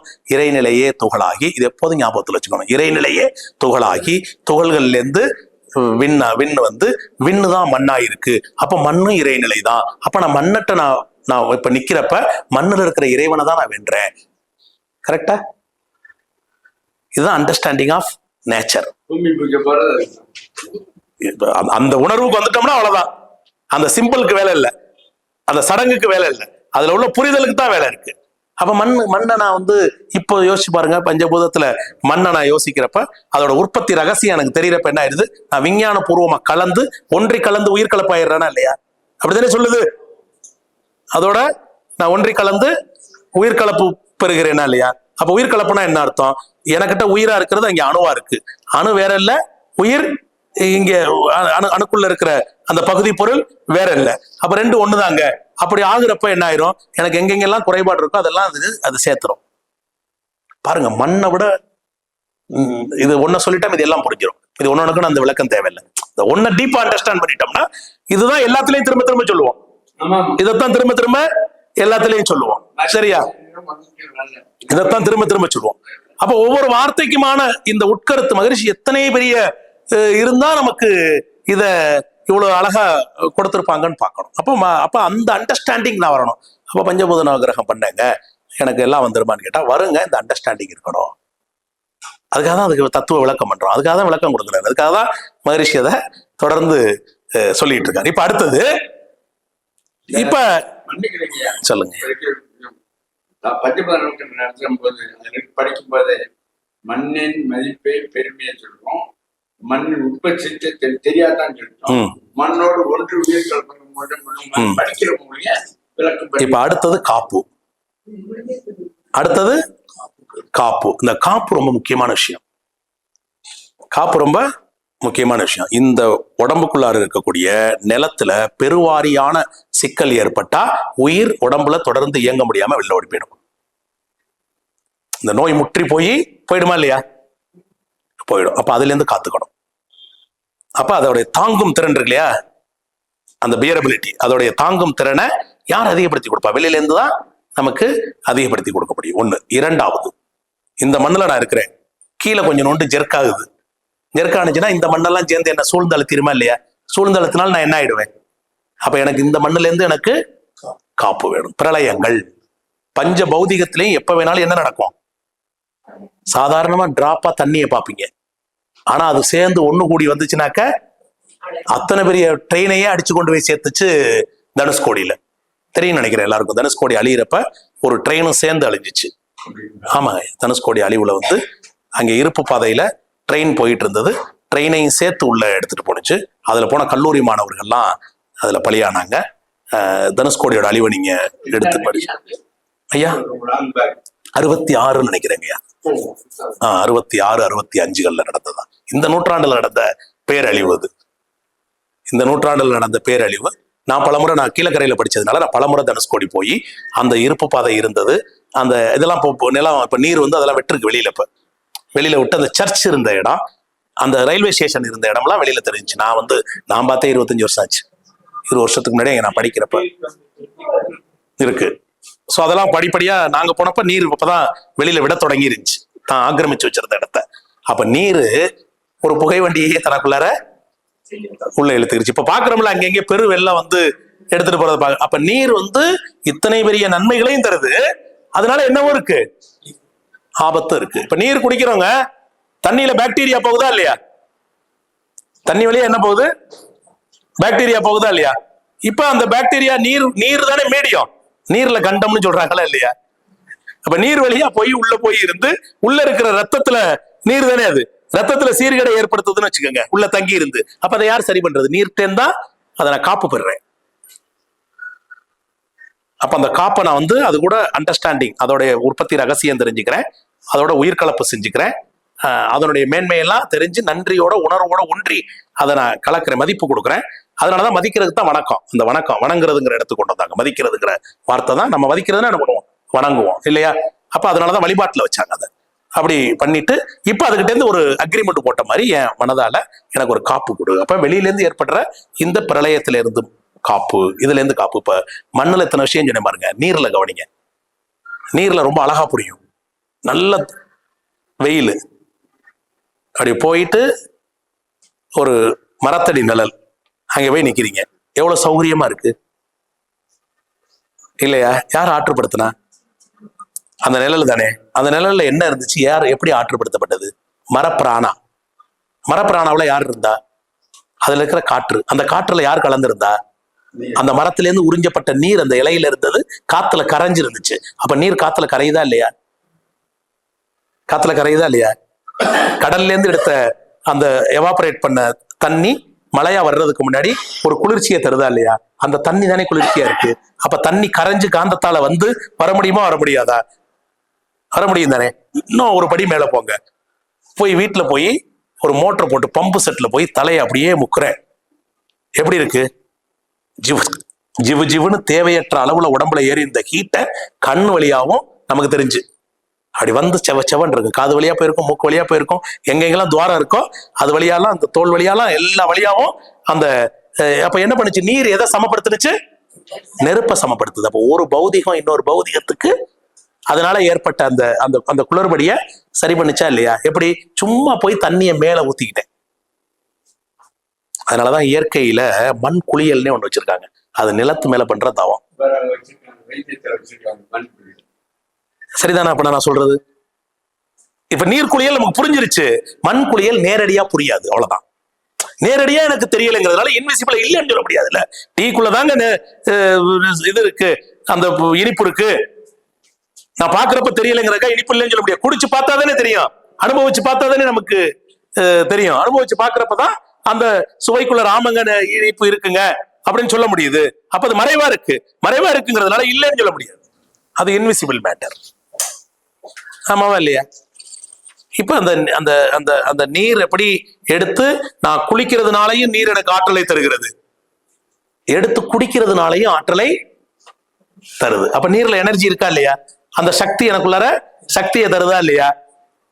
சக்தியை தருதா இல்லையா? அப்ப அதனுடைய மேன்மையை நான் போற்றுறதுல என்னங்க தப்பு இருக்கு இல்லையா? அதை நான் வணங்குறதுல, அதை போற்றுறதுல, அதை மதிப்பு செலுத்துறதுல, நன்றி செலுத்துறதுல, அதை கூட ஒன்றி கலக்கிறதுல என்ன தவறு இருக்கு? ஒரு தவறு இல்லையே. இத மெட்டீரியலா இல்லாம நம்ம என்ன பண்றோம்? காந்த தன்மையோட செய்யறோம். அவ்வளவுதான். அலை நிலையில மனங்கிறது ஒரு அலை. என் ஜீவகாந்தமே மனமா இருந்து அந்த அலை, அந்த நீரோட அலையோட ஒன்றி கலக்கிறேன். நான் ஒன்றி கலக்கிறது நீரா கலக்கல. நீரா கலக்கிறதுலே இவ்வளவு இருக்கு. அந்த நீரோட அலையில இருக்குமா இருக்காதா? ஒரு இட்லி வேக வச்சிருக்கோங்க. இட்லியை வேக வச்சிருக்கேன், நல்லா மூடி போட்டு வச்சிருக்கீங்க. மூடிய திறந்தோடையும் கிச்சன்ல மூடிய திறந்தாங்க, ஹால்ல உட்கார்ந்து இருக்கிற எனக்கு இட்லி ஓபன் பண்ணி வந்துருச்சுன்னு தெரியுதா இல்லையா? எப்படி தெரிஞ்சிச்சு? அது அலை தானே, அது அங்கதானே திறந்தாங்க, ஆவி அங்கதானே இருந்துச்சு. இங்க இருக்கிற என் மூக்குக்கு எப்படி வந்துச்சு? அப்ப அலை கலக்குதா இல்லையா? இதான் அலை, இன்விசிபிளா இருக்கு. அப்ப யாருக்கு அதை தெரிஞ்சுக்கிட்டா? மூக்கு தெரிஞ்சுக்கிறது. இப்படி விசிபிளா தெரிஞ்சுக்கிற அளவுல இருக்கிறது ஒண்ணு, அப்படி உணரவும் முடியாத அளவுல உள்ள உட்கலக்கிற ஒண்ணு இருக்கு. இப்படி உணர முடியாத அளவுலையும் புலனால உணர்த்த முடியாத அளவுல இருக்கிறது தான் இந்த காந்தம். சரியா? மனதால மட்டுமே அது ஒன்றி கலந்து ஒருங்கிணைஞ்சு அது புரிந்து கொள்ள முடிஞ்ச விஷயம். அதனாலதான் மனதால அதுகிட்ட போய் நெருக்கத்தை காட்டுறோம். இது மாதிரி ஒவ்வொரு பௌதிகத்தையும் நினைச்சு பாருங்க. ஒவ்வொரு பௌதிகத்துக்கு இப்படி சிறப்பு இருக்கு. நீங்க ஒவ்வொரு பௌதிகத்தையும் நீங்க இண்டிவிஜுவலா, நான் சொல்றதே முழுமை கிடையாது. நான் இந்த வகையில நீங்க சிந்திப்பதற்கான ஒரு வழியை தான் சொல்லிட்டு இருக்கேன் இவ்வளவு நேரம். இப்ப நம்ம பேசிக்கிட்டு இருக்கக்கூடிய இந்த முறையில இதை சிந்திச்சு பாருங்க. அப்ப என் சிந்தனை சக்தி இந்த கோணத்துல சிந்திக்கிறேன் இல்லையா? அப்ப வெறும் நம்பிக்கையில கொடுக்கப்பட்டதா நம்மகிட்ட? வெறும் நம்பிக்கை இல்ல இது இல்லையா? ஒர்க்கிங். அதை நான் தெரிஞ்சுக்கிறேன், இந்த தத்துவத்தை புரிஞ்சுக்கிறேன், இன்விசிபிள பேசுறேன், மறைபொருளை பேசுறேன். வெளியில இருந்து பாக்குறவங்க இல்லாத ஒண்ணு எப்படி சொல்றீங்கன்னு சொல்லுவாங்க. அவங்க மறைபொருள் தெரியாதவங்க, அவங்கள்ட்ட நம்ம வாதம்லாம் பண்ண முடியாது. ஆனா இட்ஸ் ஒர்க்கிங். இதானே நடக்குது, இதானே நடந்து கொண்டு இருக்கு. இப்ப நெருப்புக்கு வந்துருங்களேன். இப்ப நீர் வரைக்கும் புரிஞ்சிருச்சு நினைக்கிறேன் இல்லையா? நீர் எடுத்து குடிக்கிற தண்ணியில இருக்கு. இப்ப உதாரணத்துக்கு ஒரு பகுதிங்க, ஒரு 5000 பேர் வசிக்கிறாங்க. நீர்ல காலராங்கிறது ஒரு பாக்டீரியல் வகை, அப்படிதானே? அத நீர்ல குடி தண்ணியில கலந்துருச்சு, பாக்டீரியா இருக்கு, வந்துருச்சு. இப்ப குடிக்கிற எல்லாருக்கும் காலரா தண்ணி தானே போயிருக்கும். ஆனா எல்லாரும் காலரா நோய் வர்றது இல்லையே. அப்படின்னா என்ன அர்த்தம்? உடம்புக்குள்ளார நீரால போய் டைஜஸ்டிவ் சிஸ்டம்ல போய் இருந்து இயங்குறதுக்கான கூறுகளை தாக்குப்பிடிச்சு தங்குறதுக்கான வாய்ப்பு யார்கிட்ட இருக்கு? அது யாரெல்லாம் வரலையோ அவன்கிட்ட இருக்கு. ஆனா எல்லாருக்குள்ளேயும் போகுது தானே. யாரால அதை தாக்கு பிடிக்க முடியலையோ அவன் போயிடுறான். அவ்வளவுதான். இப்ப இந்த இம்யூனை அது அதிகப்படுத்துது. அந்த பொருளுக்கான தாங்கும் திறன் முதல்ல தமிழ்ல சொன்னேன், அதான் ஆங்கிலத்துல போய் சொல்றேன். எதிர்ப்பு திறன் அல்லது தாங்கும் திறன், இம்யூன். அப்ப இந்த நீர் வெளியில இருக்கக்கூடிய இந்த பஞ்ச பௌதிகங்கள்ல எப்ப வேணாலும் மாற்றம் ஏற்படுது. அதுவும் இப்ப சமீப காலத்துல நம்மளுடைய ரொம்ப அற்புதமான பகுதி நம்ம. ஆனா நம்மகிட்டே இப்ப என்ன இருக்குனாக்க, டூ ஹாட் டூ கோல்டு அனுபவிக்கிறோமா இல்லையா? உச்சபட்ச வெயில் அனுபவிக்கிறோம், உச்சபட்ச குளிரையும் அனுபவிக்கிறோம், அதிகபட்ச மழையை ஒரு நேரத்துல பாக்குறோம். இப்ப இதெல்லாம் நம்ம புதுசா தானே பாக்குறோம். முன்னாடி எப்படி கிடையாது, இதுல பரவலான மழையை பார்த்திருப்போம். இப்ப எப்படி பாக்குறோம்? ஒரு வருஷம் கூட பெய்ய வேண்டிய மழையை 24 மணி நேரத்துல பெய்ஞ்சிட்டு போகுது. அப்ப அதனால ஆபத்து ஏற்படுமா ஏற்படாதா? ஒரு தொகுக்கப்பட்ட நிலையில வரும் பொழுது ஆபத்து வருமா வராதா? அதை தாங்கும் திறன் உடம்புக்கு வேணும்ல. அப்ப குளிரையோ வெப்பத்தையோ காற்றையோ தண்ணியையோ வெள்ளத்தையோ தாங்கும் திறன் எனக்கு வேணும் இல்லையா? தாங்கும் திறன் எனக்கு வேணும். அதனால வரக்கூடிய ஆபத்துக்கள்ல என்ன காத்து வழி நடத்தணும். அப்ப அது கூட நான் ஒரு அண்டர்ஸ்டாண்டிங் வச்சிருக்கும் பொழுது எனக்குள்ளார உள்ளுணர்வா ஒண்ணு சொல்லி அவனுக்குள்ள இருக்க விடாம, ஒரு ஆபத்து வரக்கூடிய இடத்துல இருந்து என்னைய இருக்க விடாம ஒரு தகுந்த சூழலை ஏற்பாடு பண்ணி எனக்கும் அதுக்குமான அந்த இணக்கத்தன்மை இருக்கு பாருங்க. இதை புரிஞ்சுக்கிட்டதுனாலதான் பாரதி என்ன சொன்னார்? கடலும் மலையும் எங்கள் கூட்டம்னு சொன்னார் இல்லையா? சும்மாவே சொல்லிட்டு போனார். பாரதி பெரிய மகான் இல்லையா? பெரிய மகான் இல்லையா? அப்ப மெஞ்ஞானம் பேசுறப்ப பாரதி சொன்ன இந்த கருத்தை இப்ப புரிஞ்சுக்கங்க. கடலும் மலையும் எங்கள் கூட்டம் சொன்னாரு. எப்ப புரிஞ்சுக்கிட்டாரு? அவருக்கு என்ன தெரிஞ்சிருச்சு? நிலத்தை பத்தின அண்டர்ஸ்டாண்டிங் வந்துருச்சு, உற்பத்தி ரகசியம் புரிஞ்சிருச்சு, அப்படித்தானே? அந்த மலையோட உற்பத்தி ரகசியம் புரிஞ்சிருச்சு, கடலோட உற்பத்தி ரகசியம் புரிஞ்சிருச்சு. அப்ப என்னோட உற்பத்தி ரகசியம் புரிஞ்சதுனால அடப்போங்கப்பா, அது வேற இல்ல நம்ம வேற இல்ல, கடலும் மலையும் எங்கள் கூட்டப்பான்னு ஒரு சொல்லிட்டாரு. உங்களுக்கு எனக்கு புரிஞ்சிருச்சுன்னா பாரதி சொன்ன கருத்து எனக்கு புரிஞ்சிடும். அவ்வளவுதான். பாரதி பேசின தத்துவம் புரிஞ்சிடும். அப்ப மகரிஷி எதை கொடுத்திருக்காரு? பாரதி சொன்ன தத்துவத்தை தான் வடிச்சு கொடுத்திருக்காரு நமக்கு. அதை நம்ம பாரதி கருத்தா சொல்லிட்டு போயிட்டாரு. மகரிஷி என்ன பண்ணாரு? வாழ்க்கையா சொல்றாரு, வாழ்வியல் ஆக்கிக்கிறதுக்கான வழியை சொன்னார். மகரிஷி எல்லா இடத்துலயும் ஒரு மகுடம் தான். ஆனா மகரிஷி என்ன பண்ணுவாருன்னா, இதெல்லாம் நான் சொல்லலங்க, ஏற்கனவே சொன்னாங்க. அப்ப அவர் என்னங்க மேன்மை அப்படின்னு கேட்டீங்கன்னா, ஏற்கனவே சொன்னதுதாங்க, சொன்னதை பூரா எனக்கு ஆக்கிக்கிறதுக்கு என்ன வழின்னு சொன்னார், வழியே காட்டினாரு. எல்லாரும் என்ன சொன்னாங்கன்னா, இப்படி போகாத இப்படி போகாதங்க. எப்படி போகணும்னு சொல்லியா? அதை யாரும் சொல்லல. இப்படி போகாதையா, அவரை எப்படிதாயா போறது, அதை எப்படி போகணுங்கிறது வழிகாட்டினவர் தான் வேதாத்ரி மகரிஷி. அப்ப வேதாத்ரி மகரிஷியுடைய சிறப்பு என்னன்னு கேட்டீங்கன்னா, ஏன் அதை நான் சொல்றேன்னா, மகரிஷி எதை சொன்னாலும் என்ன சொல்றாரு, எல்லாம் நம்ம முன்னோர்கள் சொன்னாங்க, சித்தர்கள் தான் சொல்லி வச்சுட்டு போயிருக்காங்க. அப்ப மகரிஷியை நீங்க என்ன சாமி பண்ணீங்கன்னா, நான் என்ன சொன்னேன் அவங்க சொன்னதெல்லாம் சொன்னேன் பாரு. இப்ப சாதாரணமா சொல்லுவாரு, அதெல்லாம் கிடையாது, வழிவகையை காட்டினார் நமக்கு. கூடுதலா சொன்னேன். அதான் சிந்தனையோட வழிகாட்டு. ஆமா. அப்ப நமக்கு என்ன பண்றாரு, நமக்கு இந்த வழிவகையை குறிப்பிடுறாரு. அப்ப நீருக்குள்ளார எத்தனை தன்மை இருக்குங்க. அப்ப நீர்ல இருந்து வரக்கூடிய ஆபத்துகள் எந்த நேரமும் நான் குடிக்கிற தண்ணியில இதுக்கான வாய்ப்புகள் இருந்துகிட்டே இருக்கு. அப்ப அதுல இருந்து என்ன காத்துக்கொள்வது? பிரபஞ்சத்துல பொதுத்தன்மையில இருக்கக்கூடிய நீர் இன்னைக்கு இருக்கிற நாம வாழக்கூடிய பகுதியிலேயே நிலம், நீர், நெருப்பு, காற்று, இந்த 4 விஷயத்திலையும் எப்போதும் என்ன இருந்துகிட்டே இருக்கு, மாற்றங்கள் வந்துகிட்டே இருக்கு, மாற்றங்கள் வந்துகிட்டே இருக்கு. அப்ப அதை தாக்கு பிடிக்கணும்ல. எத்தனை பேர் குளிர்காலத்துல போய் சேர்ந்துட்டாங்க? எங்க ஊர்ல இந்த மாதிரி நிறைய இது வச்சாங்க பேனர். குளிர்காலத்துல நிறைய வயோதிகம் இருக்கிறவங்க அந்த குளிர் தாங்கல. எங்க பகுதியில இங்க எப்படின்னு தெரியல, நாங்க டெய்லி பார்த்தா திடீர்னு இறப்போட எண்ணிக்கை அதிகமா இருந்தது. வயதானவங்க அதை தாக்கு பிடிக்காம போயிட்டாங்க. இப்ப கோவிட்னு ஒரு வைரஸ் வந்துச்சு, எத்தனை பேர் நுரையீரல் தாக்கு பிடிக்க முடியாம போனாங்க? காற்று தானே அது, காற்று நீர் ரெண்டு சேர்ந்தது தானே அது, ரெண்டு சேர்ந்தது. அப்ப இந்த பௌதிகத்துல அது என்ன பண்ண முடியல, எதிர்த்து நிக்க முடியல. அந்த அரைகுறை உயிரியை இங்க தங்க வைக்க முடியாம, அத உள்ள இருந்து தடுத்து நிற்பாட்டி அதை தூக்கி போட முடியாம, அதுல இருந்த குறைபாடுதான் என்ன பண்ணுச்சு, தூக்கிருச்சா இல்லையா? அப்ப இந்த குறைபாடுகள் எல்லாம் சரி செய்து கொள்வதற்கு இந்த பஞ்சபூதத்தின் மேல நாம தவம் பண்ணணும். பஞ்சபௌதிகத்தின் மேல பண்றோம். அதுல இப்ப நீரை பத்தியும் சொல்லிட்டேன், நெருப்பை பத்தி கொஞ்சம் சொல்லிடுறேன். மற்றதெல்லாம் கூட சாதாரண இடத்துல. நெருப்பு பாருங்க, நெருப்பு ரொம்ப ரொம்ப ரொம்ப சிறப்பு. நெருப்புங்கிறது சூடு. நெருப்புக்கு 2 தன்மை உண்டு. ஒண்ணு தன்னை வெளிக்காட்டும், இன்னொன்னு தன்னை யாருன்னு காட்டாது. தன்னை யாருன்னு காட்டாம தொட்டு பார்த்தா சூடா இருக்கும். நெருப்பு தானே இருக்கு, நெருப்பு தெரியாது, தொட்டா சுடும், கண்ணால காட்டாது.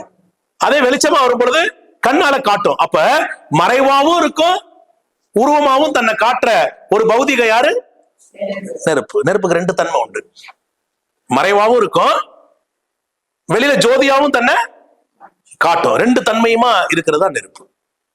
இந்த நெருப்பை கண்டுபிடிச்ச பிறகுதான் நீங்க பூமியில இருக்கிற கருவியை பூரா எடுத்துட்டு வந்து, சாது பொருள்லாம் எடுத்துட்டு வந்து கருவியாக்கி இன்னைக்கு நீங்களும் நானும் பயன்படுத்திக்கிட்டு இருந்தாருங்க. இது மின்னணு, நான் பேசுறது வர்றது எல்லாத்துக்கும் யார் வந்துட்டு இருக்கா? நெருப்பு தான் வந்துட்டு இருக்கு. கரண்ட்ங்கிற நெருப்பு இல்லைன்னா ஒண்ணுமே இல்லை. கரண்ட் நெருப்பா இல்லையா? சந்தேகமா இருந்தா 2 இருக்குதா எடுத்து பாசிட்டிவ் நெகட்டிவ் தட்டி பாருங்க. தொட்டா கருகுதா இல்ல அழுகுதா?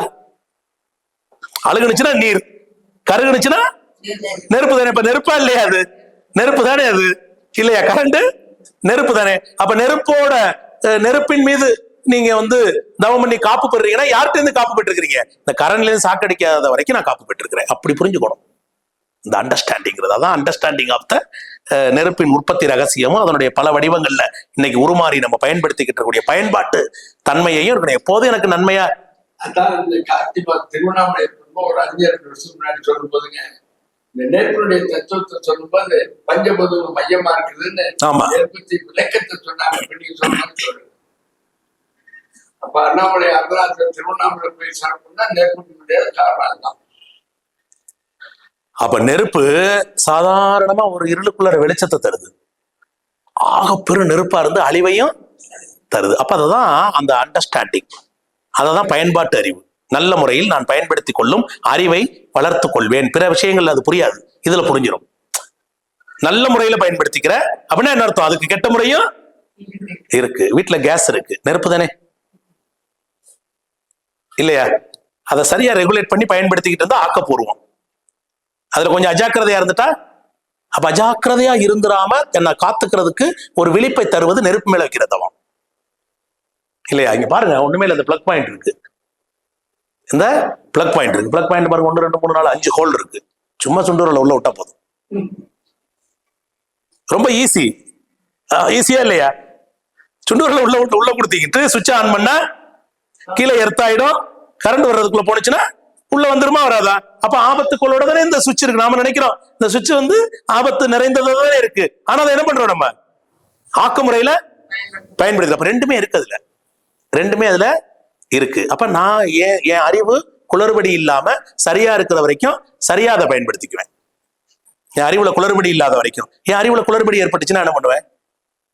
இந்த புரிதல் எனக்கு இல்லாம இருந்தா என்ன பண்ணுவேன்? ஒயர் எடுத்துட்டு வந்து ரெண்டையும் முறுக்கி காதுல வச்சுக்கிட்டு உட்காந்துட்டேன்னா. நெருப்போட பாருங்க, நெருப்பு பல வடிவம் இருக்கு.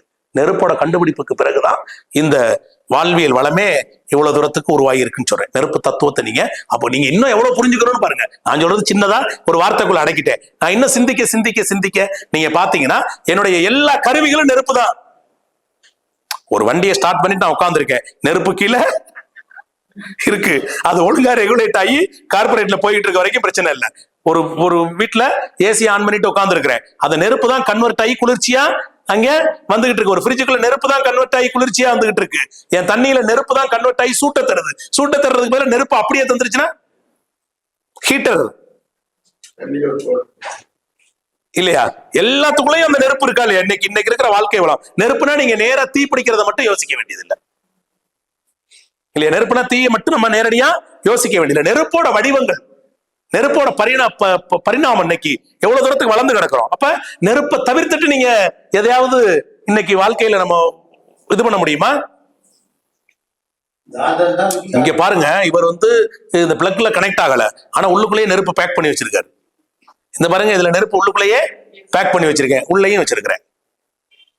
பேக்கிங் ஆயிருக்கா இல்லையா? உள்ள நெருப்பு உள்ள இருக்கா இல்லையா? அப்ப அதுல இருந்து நான் காப்பு பெற்றிருக்கணுமா இல்லையா?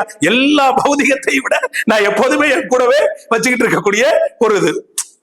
பேசுறதுக்கு சிரிப்பா இருந்தாலும் நீங்க ஆழ்ந்து சிந்திச்சு பார்த்தா, அப்ப நான் இது வரைக்கும் நெருப்பின் மேல் தவம் பண்ணும்போது நெருப்பின் வடிவங்கள் ஒத்தனையுமா இருக்கிற எல்லாத்துல இருந்து எனக்கு காப்பு வேணும்னு சிந்திக்கணுமா வேண்டாமா? சிந்திச்சாதானே சரி. அதுக்காக தான் இந்த தத்துவ விளக்கம். ஏன் வந்து இந்த தத்துவ விளக்கத்தை இவ்வளவு விரிவா சொல்லணும்னா, இப்படிதாங்க வாழ்வியல்ல இருக்கு, ஒரு அண்டர்ஸ்டாண்டிங்க்கு நமக்கு இருக்கு. காப்பு தான் நீங்க வந்து பஞ்சபௌதிகம் காப்பு தான். பஞ்சபௌதிகத்துல அதை நான் புரிஞ்சுக்கணும், அதோட உற்பத்தி ரகசியம் தெரிஞ்சுக்கணும், பயன்பாட்டை தெரிஞ்சுக்கணும், நல்ல முறையில பயன்படுத்திக்கிற அறிவை நான் வளர்த்துக்கணும். அதன் மேல நிறுத்தி நின்று என் உயிர்கலப்பு செஞ்சு நான் அதை எனதாக்கிக்கிட்டு அதனால எனக்கு எந்த கெடுதலும் வராம காப்பும் பெற்றுக்கொள்ளணும், நல்விளைவு ஆக்கி கொள்ள அறிவையும் வளர்த்துக்கணும். இப்ப இந்த பஞ்சபூதங்களை விண்ணா எடுத்துக்கிறதா, காந்தம் தான் மெட்டீரியலா பார்க்கணுங்கிற அவசியம் இல்ல. நீங்க அந்த மெட்டீரியலை யோசிக்கிறப்ப அந்த மெட்டீரியலுடைய காந்தம், என் மனம் வந்து காந்தம் தானே, என் மனம் காந்தம் தான். அந்த மண்ணு காந்தம் தான். அந்த மண்ணோடைய காந்தத்தை நான் மண்ணை பாக்குறேன், என்னை சுத்தி இருக்கிற மண், அதோட காந்தம் என் மனதால இணைக்கப்பட்டு என் உடம்புக்குள்ளார காந்த ஒருங்கிணைப்பு தான். ஆமா. அப்ப இதுல அதனாலதான் ஒரு பொருள் இருந்தா அதுக்கு காந்தம் இருக்கும். அதனாலதான் துகள் வந்தோடனே அதுக்கு காந்தம் வந்துச்சுன்னே விண்ணுக்கு காந்தம் இருக்கு. அப்போ மண்ணுக்கும் காந்தம் இருக்கு. அப்ப மண்ணோட காந்தத்தோட எனக்கு காந்தமா இருக்கிற மனமும் காந்தமா இருக்கு. காந்தமும் ஒண்ணு சேர்றப்ப அலை இயக்க தத்துவப்படி ஊடாடி கொண்டிருக்கும், ஒன்றோட ஒன்று உள்ளுக்குள்ள போய் கன்வெர்ட் ஆகி இது அதுவா கன்வெர்ட் ஆகி எப்பதானே உயிர் கலப்பு செய்ய முடியும். உயிர் வந்து ரூபம் இல்ல, மண் வந்து உருவம் இல்ல, நான் உயிர் கலப்புல செஞ்சுக்க சொல்றேன். அப்படித்தானே சொல்றாரு?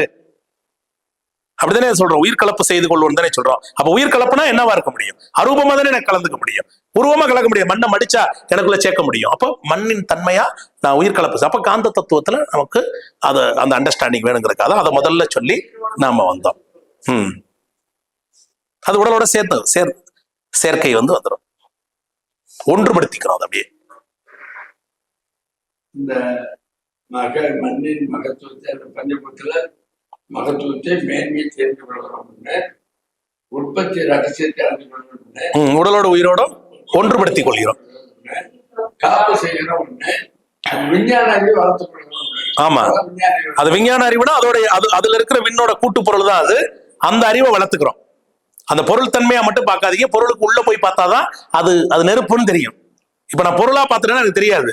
இந்த பொருளுக்கு மூலப்பொருளா இருக்கிறது நெருப்புன்னு தெரிகிறப்பதான் அதோட விஞ்ஞானம் எனக்கு புரியும். அப்ப அந்த விஞ்ஞான ஒரு பொருளை நான் பாக்குறேன், அந்த பொருளுக்குள்ளார விஞ்ஞானத்தை பார்க்கும்போது அது நெருப்பா காற்றா என்னன்னு தெரிகிறப்ப அந்த அறிவை வளர்த்துக்கிறப்ப அதுல இருந்து நான் எப்படி நடந்துக்கணுங்கிற என்னுடைய அந்த தன்மை எனக்குள்ளார வளரும். அது என்ன அறியாமலே ஒரு செடி வளர்றது போல எனக்குள்ளார என்னோட செய்கையில அது வளர்ந்து வந்துடும். அப்ப என்னுடைய செய்கையில ஒரு நேர்த்தி வந்துடும். அதுல இருந்து காப்பு பெற்றுக் கொள்கிறேன். இந்த பஞ்சபூதங்களிலேயும் உண்டான விளக்கமே இத்தனை வருஷம் கழிச்சு இன்னைக்கு தாங்க விளக்கமா தெரிஞ்சுக்கிறேன். குரு அருள், குரு அருள், உண்மையாலுமே சொல்ல சங்கடப்படுது. குரு அருள். பஞ்சபூதங்கள் புத்தகத்துல படிக்கிறோம், சுருக்கமா நடத்த முடிய ஒரு வரிக்கு உண்டான விளக்கத்தை இன்னைக்குதான் தெரிஞ்சு கொள்ள வாய்ப்பு இருந்ததுன்னு. அப்ப நெருப்புல பாருங்க, அப்ப நெருப்பை நீங்க வந்து எவ்வளவு டீப்பா அண்டர்ஸ்டாண்ட் பண்ண வேண்டியிருக்கு. நெருப்போட வளர்ச்சி தான் இன்னைக்கு வந்திருக்கும். அடுத்தது காற்று. காற்றோட குறைபாடு அது நேரடியா பாக்குறோம். அதுதான் மூச்சு பயிற்சி வழியா நாம் அதை ஒழுங்குபடுத்திக்கிறோம். அந்த காற்றை வந்து காற்றோட உற்பத்தியை காற்றுல இருந்து வந்த, அதாவது காற்றோட உற்பத்திங்கிறது உள்ளுக்குள்ளார காற்றுல இருந்து கிடைக்கிற பிராணா. எப்படி முதல்ல மரப்பிராணா சொன்னேன், அது மாதிரி காற்றுல இருந்து கிடைக்கிற பிராணா உயிர், அந்த உயிர் எனர்ஜி, அந்த எனர்ஜியை யார் இங்க நமக்கு உற்பத்தி பண்ணி கொடுக்குறா? நுரையீரல். அதனாலதான் நுரையீரலுக்கு நாம அதை பயிற்சியை கொடுக்குறோம். காற்றுக்கு நமக்கு ஒரு பெரிய நெருங்கிய தொடர்பு இருக்கு. எந்த கனப்பொழுதும் நான் வந்து நிகழ்காலத்துல இருக்கணும்னா காற்றோட தான் இருக்கணும். நீங்க நிகழ்காலத்துல இருப்பதற்கு வேற எதையும் சிந்திக்க வேண்டாம், மூச்சு விடுறது சிந்திச்சா போதும். ஏன்னா மூச்சு ஒண்ணுதான் என்னது, எவ்வளவு வேலை இருந்தாலும் விட்டு கொடுக்காம தொடர்ந்து. இந்த ஞானிகள் சொன்னதுக்கு அதுதான் உயிர், அதுதான் கடவுள்னு சொல்லி மூச்சை பிடிச்சா காற்றை பிடிச்சா கூற்றை உதைக்கலாம். காற்றை பிடிச்சிட்டோம்னா கூற்றை உதைச்சிடலாம். கூட்டுறான்னா எவனை உதைச்சு தள்ளிடலாம். போப்பாடி கொஞ்சம் நாளைக்கு நான் ஆளை பிடிச்சிருக்கேன்னு சொல்லி பிராணா. அதான் உயிருக்கு நேரடியா பிராணா. அது உயிருக்கு நேரடியா அதுல இருக்கிற பிராணா எனர்ஜி தான் அதுல கிடைக்குது. அப்ப அந்த காற்றை ரெகுலேட் பண்றது அந்த காற்றின் மேல இருக்கிறது. காற்றுல வந்து சுத்தமா ஆக்சிஜனை மட்டுமா எடுக்கிறோம், போய் ஐசியூல படுத்தா தான் வரும். அப்படி சுத்தமான காற்றை எடுக்கணும்னா ஐசியூல படுத்தாதான் 95-96% ஓட்டு வந்து 100% கூட அங்கே கிடைக்கும். நாம என்ன பண்றோம், நைட்ரஜன் நேச்சுரலா கலந்திருக்கக்கூடிய கலவை, அது இல்லாம செயற்கையா முன்னாடி ஒருத்தன் போனவன் பின்னாடி வர்ற வண்டிக்காரனுக்கு வாகன புகையை தருவான், நான் பின்னாடி உள்ளவனுக்கு சரியா கொடுத்துட்டு போயிடுவேன். இதுல மட்டும்தான் கடனாளியா இல்ல. முதல்ல எனக்கு முன்னாடி போறவன் எனக்கு கொடுக்குறான், நான் வாங்கினதை பின்னாடி கொடுத்துட்டு சரியா கொடுத்துட்டு போய்கிட்டே இருக்கேன். அதுல என்னெல்லாம் இருக்கு, கடினமான வாயுக்கள் இருக்கு, கடினமான மாசுக்கள் இருக்கு. கடினமான மாசுக்கள் எங்க போய் தங்குது, உள்ள போய் நுரையீரல்ல சுவர்கள்ல தங்கிரும். அப்ப சுவர்கள்ல தொடர்ந்து தங்கிருச்சுன்னா என்ன ஆயிடும், அது அன்வான்ட் மேட்டர். அன்வான்ட் மேட்டர் பாடி சொல்லுது நுரையீரல், அப்ப இது எனக்கு தேவையில்லாதது அப்படின்னு சொல்லி அது என்ன பண்ணுது, ஃபங்கஸ் ஆக்கி சளியாக்கி வெளியேற்ற முயற்சி பண்ணுது. டாக்டர்கிட்ட போய் சளி வருதுங்க மூக்குலன்னா, மூக்கு அதுக்கு தாங்க இருக்கு. ஒரு பக்கம் காத்த உறிஞ்ச, இன்னொரு பக்கம் உள்ள இருக்கிற சளிய வெளியேற்றுறதுக்கு வேற வழி இல்ல, அந்த பாத வழியா தான் வரணும். இல்லங்க கொஞ்சம் அசிங்கமா இருக்கு, அப்ப மாத்திரையை போட்டு உள்ளே தள்ளுங்க, அது திரண்டு உள்ளுக்குள்ள போயிடும். எகைன் போயிடுமா போயிடாதா? நிறைய பேர் அதைத்தான் செய்யறாங்க. அட மூக்குன்னு வந்தா சளி இருக்கதாங்க செய்யும். நெஞ்சில் இருக்கிற சளி ஆபத்தானது, மூக்குல இருக்கிற சளி மகிழ்ச்சியானது, ஏற்றுக்கொள்ள வேண்டும். கர்ச்சி போச்சு தொடச்சு சிந்தி 3-4 நாளைக்கு தள்ளிட்டோம்னா சுத்தமா வெளில போயிட்டு போயிடும். அதுக்கு பயந்துகிட்டு மருந்தை வாங்கி உள்ள தள்ளிட்டோம்னா சளி எங்க போயிடும், உள்ளுக்குள்ள போய் திரும்ப வந்து பத்திரமா வேறு வடிவத்துல போய் மாறி நிற்கும். வேறு வடிவத்துல போய் மாறி நிற்கும். கொரட்டு முரட்டுன்னு தண்ணியா இருந்தாதானே சத்தம் கேக்குதுன்னு டாக்டர் சொன்னாலும் என்ன பண்றாரு, பனிக்கட்டி மாதிரி இறுகி விடுறதுக்கு வழியே சொல்லிடுவாரு. மாத்திரை சாப்பிட்டோனையும் ஒரு கெமிக்கல் ஃபார்ம் ஆகி பனிக்கட்டி மாதிரி இறுகி ஓரமா கிடக்கும். அது டர்ரு முருன்னு எப்ப சத்தம் கேட்கும், உள்ள ஒரு நீர்ம வடிவத்துல இருந்தாதானே சத்தம் கேட்கும். சரட்டு புரட்டு சத்தம் கேட்கலன்னா உறைஞ்சு பனி மாதிரி ஆயிருது. எப்பயாவது வைரஸ் வரும்போது நல்ல தீனி இங்க இருக்குன்னு உள்ள தங்கிருது, அதான் நிமோனியா. நல்ல தீனி வந்துருச்சுன்னா நுரையீரல்ல தங்கிருச்சுனாக்க அந்த தீனியை வச்சு தன்னை இனப்பெருக்கிக்கிட்டு காலனியை பெருக்கின பிறகு இதனால அதை எதிர்த்து போராட முடியாம அது நுரையீரல்ல பாதியை சாப்பிட்டுட்டு நுரட்டப்பா போச்சுன்னா எல்லாம் போச்சு. டைஃபாய்டு மலேரியா ரெண்டுமே வந்து நீர்ல இருந்து வர்றது தானமா, டாக்டர் கேட்ட தெரியும். நீர் தான் இல்லையா, அந்த நீர்ல இருந்து வர்ற பாக்டீரியா தானே, காற்று பாக்டீரியா கிடையாது, ஏரோபிக் கிடையாது. வாட்டர் பாடியில இருந்து வர்றது ரெண்டுமே. இது ஏரோபிக் பாக்டீரியா. இது டைஃபாய்டு அந்த மலத்துல இருக்கிற அந்த கிருமி அது மூலமா ஏதோ ஒரு பொருள் மூலமா நமக்கு வாய்ப்பு போயிருக்கு. மீடியம் பஞ்சபூதம் தான், மீடியம் பஞ்சபூதம் தான். அப்ப ஏரோபிக் ஒரு மீடியமா இருக்கு, யாரை கொண்டு வந்து சேர்க்கிறதுக்கு, வெளியில இருக்கிற ஆளை கூட உள்ள கொண்டு வருவதுக்கு. எதை தவிர்க்க முடியாது, அதை தவிர்க்க முடியாது. அப்ப எதை தவிர்க்கலாம், அது உள்ள வந்து காலனியா அமைகிறத தவிர்க்கலாம். அப்ப நான் என்ன பண்ணணும், என்னுடைய நுரட்டப்பாவை நல்லா முறையா பயிற்சி செஞ்சு வச்சுக்கணும். காற்றோட ஒன்றி கலந்து எப்போதும் எனக்கு இது நன்மை தரக்கூடிய அளவுக்கு அது கூட நான் ஒரு இணக்கத்தன்மையை நான் ஏற்பாடு செஞ்சுக்கணும். காற்றுல பெரும் சொல்லி காற்றுல வருதுன்னா நேரா காத்தே என்னைய தலைகீழ பந்து போல சுருட்டி போடணும்னு அவசியம் இல்லை. ரோட்ல போயிட்டு இருக்கும்போது ஒரு பேனரை காத்து தள்ளி என் தலையில போட்டு காலி பண்ணிடும். இது நடக்குதா இல்லையா? இது எதனால வந்தது? ரெண்டு பேரும் சேர்ந்துக்கிட்டா, காற்றும் சேர்ந்துக்கிட்டா, நிலமும் சேர்ந்துக்கிட்டா. நிலங்கிறது திண்மம். அப்ப திண்மமும் காற்றும் சேர்ந்து ஒன்னா அடிச்சிருச்சு. காற்று காரணமா இருந்துச்சு, திண்மம் வந்து தாக்குனுச்சு. அப்ப ரெண்டு தோஷம் இங்க. சரியா? நிலமும் காற்றும் தோஷமா இருந்து வந்திருக்கு. அப்ப ரெண்டு கிட்டையும் நான் காப்பு வச்சிருந்தா ஒண்ணு இது விழுந்தது என் பக்கத்துல விழுந்திருக்கும், இன்னொன்னு காத்து இவனை போக விட்டாது டைரக்ஷனை மாத்தி இருக்கும். புரியுதா இல்லையா? இவ்வளவுதான். இதெல்லாம் விஞ்ஞான பூர்வமா வழி இருக்கான்ல கேட்டு ஆராய்ச்சி பண்ணி சொல்லிட்டு இருக்க கூடாது. பட் இதுதானே இன்விசிபிள் மேட்டர், இதுதானே மறைவா நடக்கிற விஷயம். நம்ம இதுதானே மறைவா நடந்துகிட்ட விஷயம். அப்ப காற்றோட நான் ஒன்றி கலந்து உயிர்கலப்பு செஞ்சுக்கும் பொழுது ஏரோபிக் பாக்டீரியாவையும் ஃபில்டர் பண்ணிக்கிறது. உள்ளுக்குள்ளார வந்து பிராணா எனர்ஜி அதிகமா வந்துருச்சுனாக்க எல்லா செல்லுக்குள்ளையும் ஆற்றல் போறப்ப செல்லோட எஃபிஷியன்சி கூடிருமா கூடாதா? இவ்வளவுதான். அதே செல்லு தான் முன்னாடி 100 பேர் வேலை பார்த்தான், இப்ப எத்தனை பேர் வேலை செய்யறான்? ஒரு 50-60% மேல கூட வேலை செய்ய ஆரம்பிச்சிடறான். அப்ப எல்லாமே தான் கொடுக்குற நொதி, திரவம், ரத்தத்துல சேர்க்க வேண்டிய எல்லா பொருளும் கூடிருச்சுனாக்க இம்யூன் ஆட்டோமேட்டிக்கா கூடிட போகுது. இம்யூன் ஆட்டோமேட்டிக்கா கூடிட போகுது. அப்ப காற்றோட நெருங்கி பண்றோம். இப்ப காற்றோட முக்கியத்துவம் புரிஞ்சிருப்போம்.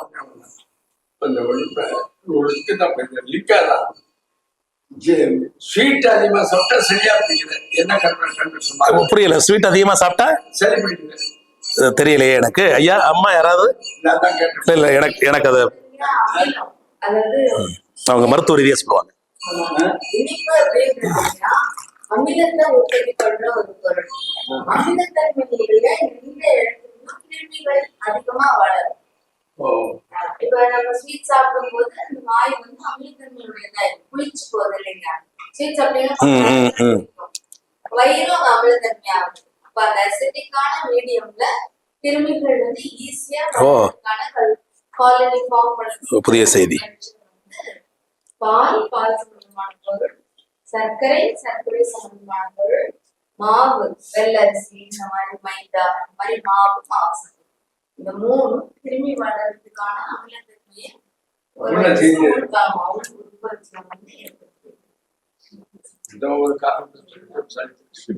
ஓகே. இல்ல உடம்புல அந்த சமநிலைன்னு சொல்றோம், உடம்புக்குள்ளார சமநிலைன்னு சொல்றோம்.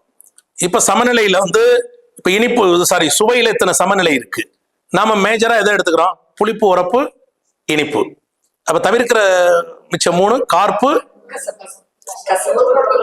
கசப்பு, துவர்ப்பு அல்லது உவர்ப்பு இல்லையா? அதனாலதான் சக்கரை வந்து உங்களை கூப்பிட்டு இதை சாப்பிடுங்கிறான். அவனுக்கு தெரிஞ்சு வச்சு இதை விட்டுட்டு அதையா சாப்பிட்டுக்கிட்டு இருந்ததுனா இப்ப பிரச்சனையா இருக்கு, அதை விட்டுட்டு இப்ப இதை சாப்பிடு. அது உடனே அது பழைய நிலைக்கு ரிவர்ஸ் பண்ண முடிய மாட்டேங்குது. பட் இன்னும் போதிய நாட்கள் ஆகி இன்னும் பெரிய அளவுல வளர்ச்சி பெற்றது, அதுக்குள்ள இடத்துக்கு நம்ம வந்துருவோம். பட் சமநிலை பேணணும், அவ்வளவுதான். எல்லாம் புரிஞ்சுக்கிறது என்னன்னாக்க பஞ்சபௌதிகம் இருக்குங்க, அது ஒரு குறிப்பிட்ட விகிதாச்சாரத்துல கூடி இயங்குனதுனாலதான் இந்த பூமி உருவானுச்சு, அந்த பூமியில உயிரினம் உருவானுச்சு. அந்த குறிப்பிட்ட விகிதாச்சாரம் இன்னதுங்கிறத யாரால கண்டுபிடிக்க முடியலன்னா நம்மளால என்ன கண்டுபிடிக்க முடியல. அப்படி கண்டுபிடிச்சா என்ன பண்ணிருப்பான் இவனே அது மாதிரி விகிதாச்சாரத்தை சேர்த்து ஒரு ரோபோவை ஏஐல கண்டுபிடிச்சு அந்த விகிதாச்சாரத்துல கூட்டி ஒரு உயிரை உருவாக்கி விட்டு போயிருப்பான். இன்னமும் உயிரை உருவாக்குறதுக்கு ஏற்கனவே உயிரில இருந்தே உயிர் தோன்றுகிறது. இன்னும் ஃபேக்டரியில உயிரினா தோன்றல. ஃபேக்டரியில உயிர் உற்பத்தி பண்றதா இருந்தா கூட ஒருத்தன் உயிரணுவை வாங்கிதான் உயிரை வளர்க்கிற நிலையில தான் நாம என்ன இருக்கிறோமே ஒழிய உயிர் அணுவையே உற்பத்தி பண்ற நிலைக்கு இன்னும் நாம இன்னும் வரல. அது இல்ல, உயிரில இருந்துதான் உயிர் தோன்றுகிறது. அப்ப பஞ்சபௌதிகமும் ஒரு குறிப்பிட்ட விகிதாச்சாரத்துல அது கூடி இயங்குறதுனால வந்ததுதான் அந்த பூகோளம். இந்த பூகோளத்துல அந்த விகிதாச்சாரத்தை ஒத்துதான் இந்த உடம்பு வந்திருக்கு. அப்ப இந்த உடம்புல சமநிலை பேணப்படுது. அப்ப ரத்தம், வெப்பம், காற்றுங்கிற இந்த 3க்கு சமநிலை பேணப்படும் பொழுது நிலத்துக்கும் உயிருங்கிற நுண்ணிய இயக்கத்துக்கு இடையில ஒரு இணக்கத்தன்மையை யார் தர்றதுன்னு கேட்டா இந்த 3 பௌதிகம் தருது. இந்த 3 பௌதிகம் தான் இந்த உடலையும் உயிரையும் திரும்ப திரும்ப திரும்ப ஏதாவது சீர்கேடு பண்ணி வச்சா கூட அதை ரிவர்ஸ் பண்ணி பழைய நிலைக்கு திருப்புற வேலையை செய்யுது. அப்ப இந்த பஞ்சபௌதிகத்திலையும் ஏற்படக்கூடிய திரிபு தான் அன்கம்ஃபர்டபுளா இருக்கிறது, நோயா வர்றது, மரணம் வரைக்கும் போறது. அப்ப வாழ்க்கை சிக்கல்ல பஞ்சபௌதிகம் அப்படிங்கிறது மிக முக்கியமான ஒண்ணா இருக்கு. புறத்துல பௌதிகமா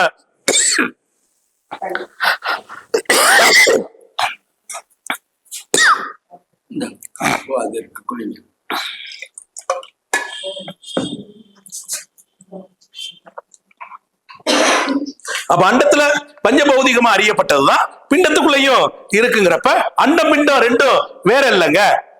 அப்ப அதுல இருந்து நான் வந்து என்னைய நான் பாத்துக்கிறப்ப எனக்கு தேவையான அப்ப எதெல்லாம் நிறுத்துறது இல்ல, பஞ்சபூதத்தை பண்ணிட்டு அப்படியே சாப்பாடை நிப்பாட்டிடுறேங்க, அது நிலம் எனக்கு தந்துரும் அப்படி இல்ல. சரியா? இந்த சாப்பாட்டுல இருக்கிற பொருளை என் உடம்புக்குள்ளார நிலமா இந்த சத்து பொருளா மாத்திர மெக்கானிசம் ரெட்ட இருக்கு. அந்த மெக்கானிசத்தை சரி செஞ்சு கொடுக்கறத இந்த காந்த அலை அங்க இருக்கிற அந்த காந்த அலையில ஒத்ததிர்வு ஏற்படுத்தி அதை சரி செஞ்சு இவன் ஒரு பொருள் தருவான். அது இயற்கை. இந்த உயிர் இப்படி வாழணுங்கிற நேச்சர்ல விதிப்படி வாழ்ந்துட்டு இருக்கோம். அப்ப அந்தபடி அதை எடுத்துட்டு வந்து அதை மிகாமலும் குறையாமலும் தகுந்த அளவு முறைன்னு மகரிஷி அதைத்தான் சொன்னாரு. முறையோட அதை எடுத்துக்க வரும் பொழுது எனக்கு அந்த பொருள்ல இருக்கிற ஆற்றல் உள்ள வந்து எது தசை பெருக்கணுமோ தசையை கொடுத்து, எப்ப கொழுப்பு பெருக்கி கொடுக்கணுமோ அப்ப கொழுப்பை பெருக்கி கொடுத்து, இப்படி ஒவ்வொரு தாதையும் பெருக்கி கொடுத்து உடம்புக்குள்ளார சமநிலையை பேணி வாழும் காலம் வரைக்கும் இந்த உடம்ப பத்திரப்படுத்தி வைத்துக் கொள்வதற்கு பஞ்ச பௌதிகமே நானா இருக்கிறதுனால பஞ்ச பௌதிகத்துக்கு நமக்கு இருக்கிற நெருங்கிய தொடர்பு, உற்பத்தி ரகசியம், அதோட ஒடுங்கி இருப்பதற்கான அறிவு, அதை சரியான முறையில பயன்படுத்திக் கொள்ளக்கூடிய அறிவு இந்த வகையில பயன்படுத்திக்கிறோம். இப்ப 4 பௌதிகத்தை பார்த்துட்டோம் இல்லையா? இப்ப கடைசியா பார்க்க போறது முதல் பௌதிகம், ஆக முக்கியமான பௌதிகம். சொல்றது மிகாமலும் குறையாமலும் மாறாமலும் வச்சிருந்தான். அப்ப ஆக முக்கியமான ஒண்ணு என்னது? உயிர். உயிர் தான் பிரதானம். தந்தை தாய் ஈருயிர்கள் தலைத்து ஓர் உடலாகி உலகிற்கு வந்தேன் இல்லையா? அப்ப உயிரிலிருந்து உயிர் தோன்றுகிறது. சுக்கிலம் சுரோனிதம் ரெண்டோட கூட்டு சேர்க்கையில ஒரு புதிய உயிர் பரிணமிக்குது. இந்த உயிர் பரிணமிப்பதற்கு ஏற்கனவே உயிரணு இருக்கணும். அப்ப ரெண்டுக்கும் மீடியமா இருக்கிறது அப்பா அம்மாங்கிற 2 பேர். அப்ப அவங்களுக்கு முன்னாடி இருந்து வந்துச்சு, அவங்களுக்கு முன்னாடியில இருந்துச்சு. இப்படி போனீங்கன்னா எங்க இருந்து வருது? ஆதியிலிருந்து வருது. அதனாலதான் உயிர் கொடுத்தவன் இறைவன், வழிவகை செய்தவர்கள் அப்பா அம்மா. அப்ப முன்னாடி வழிவகை செஞ்சதுனால முன்னே அறிந்த தெய்வம். நானே அந்த தன்மையை வந்த பிறகு பின்னே அறிந்தது இறைவனே. பின்னே அறிவதற்கு குரு வேணும். அதுக்காக தான் மாதா பிதா குரு தெய்வத்தை காட்டுறாரு. பின்னே அறிவதற்கு யார் அறிவிக்கிறாங்களோ அவங்கதான் குருவாகிறாங்க. ஏன்? அவங்க இறைவனையே அறிவிச்சுட்டாங்கல்ல. வள்ளுவர் ஐயப்படாது அகத்தது உணர்வானை தெய்வத்தோடு ஒப்பக்கொள்ளல் சொன்னார். சந்தேகத்துக்கு இடம் இல்லாம அகத்துக்குள்ளார அதுவா இருக்கிற ஒண்ணுதான் இறைவன்கிறத அப்படின்னு சொன்னார். அப்ப அந்த உயிர், அந்த வேல்யூ இப்படிதான் அது உருவாகி வந்திருக்கு. ஆக முதல்ல உருவாகும் பொழுது ஒரு அணுவை தன்னுடைய ப்ராப்பர்ட்டியா கொண்டு வந்த உயிர் தனக்கிட்ட இருக்கக்கூடிய சுழற்சியின் காரணமா ஆற்றலை கொண்டு 1 2 2 4 படிப்படியா ஆக்கின பிறகு ஒரு தொகுப்பு இயக்கமா ஆக்கி ஒரு தொகுப்பை உருவாக்கி அங்கே செல்கள் எல்லாம் பன்மடங்கு பெருக்கம் அடைஞ்சு வச்சு திசுக்களாக்கி, திசுக்கள் கூடிய உறுப்புகளாக்கி, உறுப்புகள் எல்லாம் தொகுக்கப்பட்ட நிலைக்கு மண்டலங்களாக்கி, சிறிய பெரிய குழாய்கள் எல்லாம் தந்து அது வழியா ரத்தம், வெப்பம், காற்று ஓட்டங்களை முறையா உள்ளுக்குள்ளார சரியா இயக்கி வந்த பிறகு இவைகளுக்கு போதிய ஆற்றல் பத்தலன்னு ஒரு குறிப்பிட்ட காலத்துல அம்மாட்டேந்து நேரடியா எடுத்துக்கொள்வதற்காக ஒரு பிரிட்ஜ் ஒண்ணு, பாலம், தொப்புள் கொடிய பாலமா போட்டு அங்கிருந்து தன்னுடைய சுழற்சியால மட்டும் பத்தலன்னு அதையும் வாங்கி சேர்த்துக்கிட்டு ஒரு முழுமையா வளர்ந்து இந்த உடம்புங்கிற இந்த கலையத்தை தந்திருக்கு. அப்ப யாரு இந்த 5ல பிரதானமானவங்க? இப்ப பிரபஞ்சத்துக்கு நமக்குள்ள ஒரு அந்த சிமெட்ரிய ரெண்டுக்கு இருக்கக்கூடிய ஒரு ஒத்த தன்மையை பாருங்க. பிரபஞ்சத்துக்கெல்லாம் யாரு மூலம்? இப்ப நமக்கு யாரு மூலம்? உயிர் தான். நமக்கு மூலம் யாரு? உயிர் தானே நமக்கு மூலம். உயிர் இல்லைன்னா ஒண்ணுமே இல்லையே. உயிர் இல்லைன்னா ஒண்ணுமே இல்லையே. இப்ப ஏற்கனவே பார்த்த இந்த நிலம், நீர், நிலத்துலதான் உயிர் இருக்கு. இந்த நீர், நெருப்பு, காற்று தான் நடுவுல இருந்துகிட்டு நிலத்தை விட்டு போக விடாம, அந்த நிலங்கிற உடம்பை விட்டு போக விடாம உயிரை பிடிச்சு வச்சுக்கிட்டு இருக்கு. ஆனா இது எல்லாமே எதுக்காக பார்த்தோம்? உயிர் போயிடக்கூடாதுங்கிறதுக்காகத்தான் இல்லையா? இது எல்லாமே எதுக்காகத்தான்? இப்ப விண்ணென்ற பௌதிகம் நேரடியா உயிரை பார்க்குது. இந்த உயிரோட தன்மை என்ன இருக்கு? உடம்புல மூலாதாரங்கிற ஒண்ணை மையமா வைத்துக் கொண்டு உடம்பு முழுக்க தன் இயக்கத்தை விரிந்து சுழன்று இயக்குது. அப்படித்தானே நடக்குது. அப்ப விண்ணு என்ன பண்ணுதுன்னா மூலாதாரத்துல மூளையை தன்னுடைய பிரதிநிதியா வச்சு வேலையை செய்யுது. யார பிரதிநிதியா வச்சிருக்கு? மூளையை தான் பிரதிநிதியா வச்சிருக்கு. தன்னுடைய இமீடியட் சப்பார்டினேட் யாரு உயிருக்குன்னு கேட்டீங்கன்னா மூளைதான். அப்ப மூளைக்கு நேரடியா ஆற்றலை கொண்டு போய் செலுத்துது. எங்க இருந்து? மூலாதாரத்தை கீழே இருந்துட்டு மூளைய மேல இருக்குது பாத்தீங்களா? நடுவுல ஒரு பைப் லைனை போட்டு தண்டுவடத்தின் வழியா மேல ஏறி மூளைக்கு ஆற்றலை செலுத்தி மூளைகிட்ட எல்லா பொறுப்பையும் கொடுத்து 2 நரம்பு மண்டலத்தை கொடுத்து இந்த உடம்பு பூரா நீ பத்திரமா பார்த்து இயக்கிக்க அப்படின்னு சொல்லி தகுந்த ஆற்றலை இங்க செலுத்தி அதே ஆற்றலை மூளையின் வழியாகவே ப்ராசஸ் பண்ணி அந்த ப்ராசஸ மனமாக்கி மனம் வெளியில இருந்து இருக்கக்கூடிய அழுத்தம், ஒளி சுவை மனம் புறத்தையும் நீ பாத்துக்க அப்படின்னு சொல்லி மூளைக்கே 2 வேலையும் கொடுத்துருச்சு. உள்ள இருக்கிற இயக்கங்களையும் வெளியில புறத்தை அப்சர்வ் பண்ணி இன்னதுன்னு பிரிச்சு உணரக்கூடிய அதையும் மனமா கொடுத்துட்டு மூளையை பிரதானமா இயக்கிக்கிட்டு இருக்கு. யாரு? உயிர். அப்படி பிரதானமா இயக்குறதுக்காக அது என்ன பண்ணுச்சுன்னு கேட்டீங்கன்னாக்க, மூலாதாரத்தை மையமா வச்சு அடுத்து சுவாதிஷ்டானம், மணிப்புரகம், அநாகதா, விசுக்தி, ஆக்னா, துரியம் சொல்லி படிப்படியா மேலே ஏறி மூளைக்கு போனுச்சு. போற வழியில அங்கங்க சில சுழல் புள்ளிகளை உருவாக்கி அந்த சுழல் புள்ளிகள்ல தன் ஆற்றலை சேமித்து வச்சு அங்கங்க இருக்கிற பகுதிகளுக்கு அந்த ஆற்றலை பரவ விட்டு அங்க உள்ள உறுப்புகள்லாம் சீரா இயங்குவதற்கு, தங்குதடை இல்லாம போவதற்காக ஆற்றலை அங்கே சேகரிச்சு வச்சுச்சு. அங்கங்க சேகரிச்சு உயிரே இந்த உடம்புக்குள்ள ஏற்பாடு பண்ணிக்கிட்டது. அப்படி உருவாக்குனது. இது நிலத்தில இருந்து கிடைக்கக்கூடிய பகுதியையும், அடுத்து நீர்ல இருந்து கிடைக்கிறதையும், அடுத்து நெருப்புல இருந்து உள்ள வரக்கூடியதை வாங்கிக்கிறதுக்கும், இது காற்றுல இருந்து வரக்கூடியதை சரி செஞ்சுக்கிறதுக்கான டியூனிங் பாயிண்டா வச்சது. இது விண்ணுல இருந்து நேரடியா ஆற்றலை பெறுவதற்கு இந்த இடத்தை வச்சுக்கிடுச்சு. மேல என்ன பண்ணுச்சுன்னா, எல்லாத்தையும் கண்ட்ரோல் பண்ற தலைமையை அது பொறுப்பு அதுகிட்ட கொடுத்துட்டு மனதை நீ பாத்துக்கன்னு சொல்லி இங்க கொடுத்திருக்கு உயிர். இதுதானே 9 மையங்கள்ல 7 மையங்களோட சிறப்பு இதுதானே. முதல் 5 மையம் 5 பௌதிகத்தோட தொடர்புக்கான வழிகளையும், 6வது மையம் இந்த 5ல ஏதாவது குறைபாடு இருந்தா பாத்துக்கப்பான்னு சொல்லி தலைமை சுரப்பியா அங்கே விட்டுட்டு, மேல 7வது மையம் மூளையிலே இருக்கிறதுனால மனதுக்கான மையமா அதை கொடுத்ததா இல்லையா. இப்ப உயிருக்கான மையம் எது? எல்லாம் தான் எது? விண்ணுக்கான மையம் தொண்டை. இப்ப பாருங்க, ஒரு உயிர் தோன்றி மறைகிற ஒரு சமாச்சாரத்தை இப்ப நினைவுக்கு எடுத்துக்கங்க. உயிர் முதல்ல தோன்றுது, உருவானுச்சு, வெளியில வந்த பிறகு அதுக்கான முதல் உணவு எது? காற்று தான் முதல் உணவு. வெளியில வந்த உடனே முதல்ல என்ன பண்ணுது? பிரபஞ்சத்திலிருந்து காற்றை உறிஞ்சி தன்னை நிலைப்படுத்திக்கிறது இல்லையா. இப்ப அடி கட்டாயி வெளியில வந்த உடனே அதுக்கு என்ன ஆயிடுது? ஆகா, தனக்கான சோர்ஸ் விட்டுச்சேன்னு அழுகுது. அப்படி அழுகும் போது நுரையீரல் விரிவடைஞ்சு வெளியில இருந்து காற்றை உறிஞ்சி உள்ள போனோனையும், ஆகா இவ்வளவு பெரிய சோர்ஸ் இருக்கேன்னு தொடர்ந்து ஆனந்த கண்ணீர் வடிக்குது. முதல்ல வருத்தத்துல அழுக தொடங்கினது, அப்புறம் என்ன பண்ணுது? ஆனந்தமா அழுது. அப்ப காற்றுல இருந்தா முதல் உணவை எடுத்துக்கிறது. அப்படி முதல் உணவை எடுத்தது பிறகு என்ன பண்ணுதுன்னு பாத்தீங்கன்னாக்க, தாய்ப்பால்ல எடுத்துக்கிறது பால்மம், அதுக்கப்புறம் நீர்மம், அதன் பிறகு கொலாய்டு, கூழ்மம், பசஞ்சு பருப்பு மாதிரி, அதுக்கப்புறம் தான் திண்மம். இப்படிதான் அந்த உணவை எடுக்குது. தொடர்ந்து வாழ்க்கை நடத்துது. அன்னைக்கு பிடிச்ச காத்து தான் இப்ப வரைக்கும் விட்டு பிடிச்சுக்கிட்டு இருக்கோம். முத இழுத்தம்ல காத்து, அதை தான் விட்டு பிடிச்சுக்கிட்டு இருக்கோம். விட்டதை பிடிக்கலன்னா போச்சு. எப்ப வரைக்கும்? கடைசி வரைக்கும். எப்ப விடுறோமோ அது வரைக்கும் வாழ்க்கை. அப்ப சொல்லுங்க, அதை விட நிகழ்காலத்தில் இருக்கிறதுக்கு வேற ஏதாவது இருக்கா?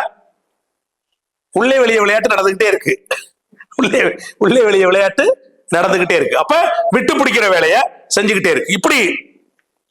இப்படி வந்த இந்த இந்த உடல் வளர்ச்சி வளர்சிதை மாற்றத்தால மேல மேல வளர்ந்து கடைசியா இயற்கையான முறையில மரணத்துக்கு போறோம். எப்ப போகும்போது முதல்ல இந்த உடம்பு எதை முதல்ல தவிர்க்குது? திட உணவை தவிர்த்துருது. அப்புறம் கூழ்மமா கரைச்சு கொடுத்ததையும் தவிர்த்துருது, கஞ்சியையும் தவிர்த்துருது. அப்புறம் பால் ஊத்தி பார்த்தா அதையும் என்ன பண்ணுது? எது கழிச்சு வெளியில வந்துருது. கடைசியா என்ன பண்ணுது? அத தண்ணியை தவிர்த்துருது. கடைசியா என்ன பண்ணிட்டு இருக்கு? மூச்சு எங்க பிடிச்சி இழுத்துக்கிட்டு இருக்கு? அவ்வளவுதான். பத்திரிக்கையில இல்லையா, தொண்டையில பிடிச்சி இழுத்துக்கிட்டு இருக்கு. ஏன்? நேரடியா விண்ணோட கனெக்ட் ஆயிருச்சுன்னு வச்சுங்க, பைப் லைன் போட்டுருச்சுன்னா இங்க உள்ள எல்லா இயக்கத்தையும் நிறுத்திட்டு அதுவே தானே இங்க உயிரா இருக்குது. சரியா? அப்ப என்ன பண்ணலன்னு கேட்டீங்கன்னா, மூலாதாரத்துல இயங்கல, சுவாதிஷ்டானத்துல இயங்கல, மணிப்புரகத்துல இயங்கல, எல்லா மையத்தை விட்டு போயிட்டாலும் இந்த இடத்துல நின்னுக்குருச்சுன்னு வச்சுக்கோங்க, போகவே போகாது. இப்ப புரியுதா இல்லையா? அப்ப இங்க மையம் கொண்டு நின்றுச்சுன்னா உயிர், எல்லா மையங்களையும் விட்டுட்டு இங்க நின்னுக்குருச்சுன்னா அதுக்கு இந்த பாடியோட இயக்கத்தை பத்தி கவலை இல்லை. நேரடியா விண் என்ன பண்ணும்? தன்னுடைய அம்சமா இருக்கிற உயிருக்கு டைரக்ட் ஆற்றல் இங்க கொடுத்துக்கிட்டே இருக்கும். அப்ப இங்க இருந்து என்ன தேவையில்லை?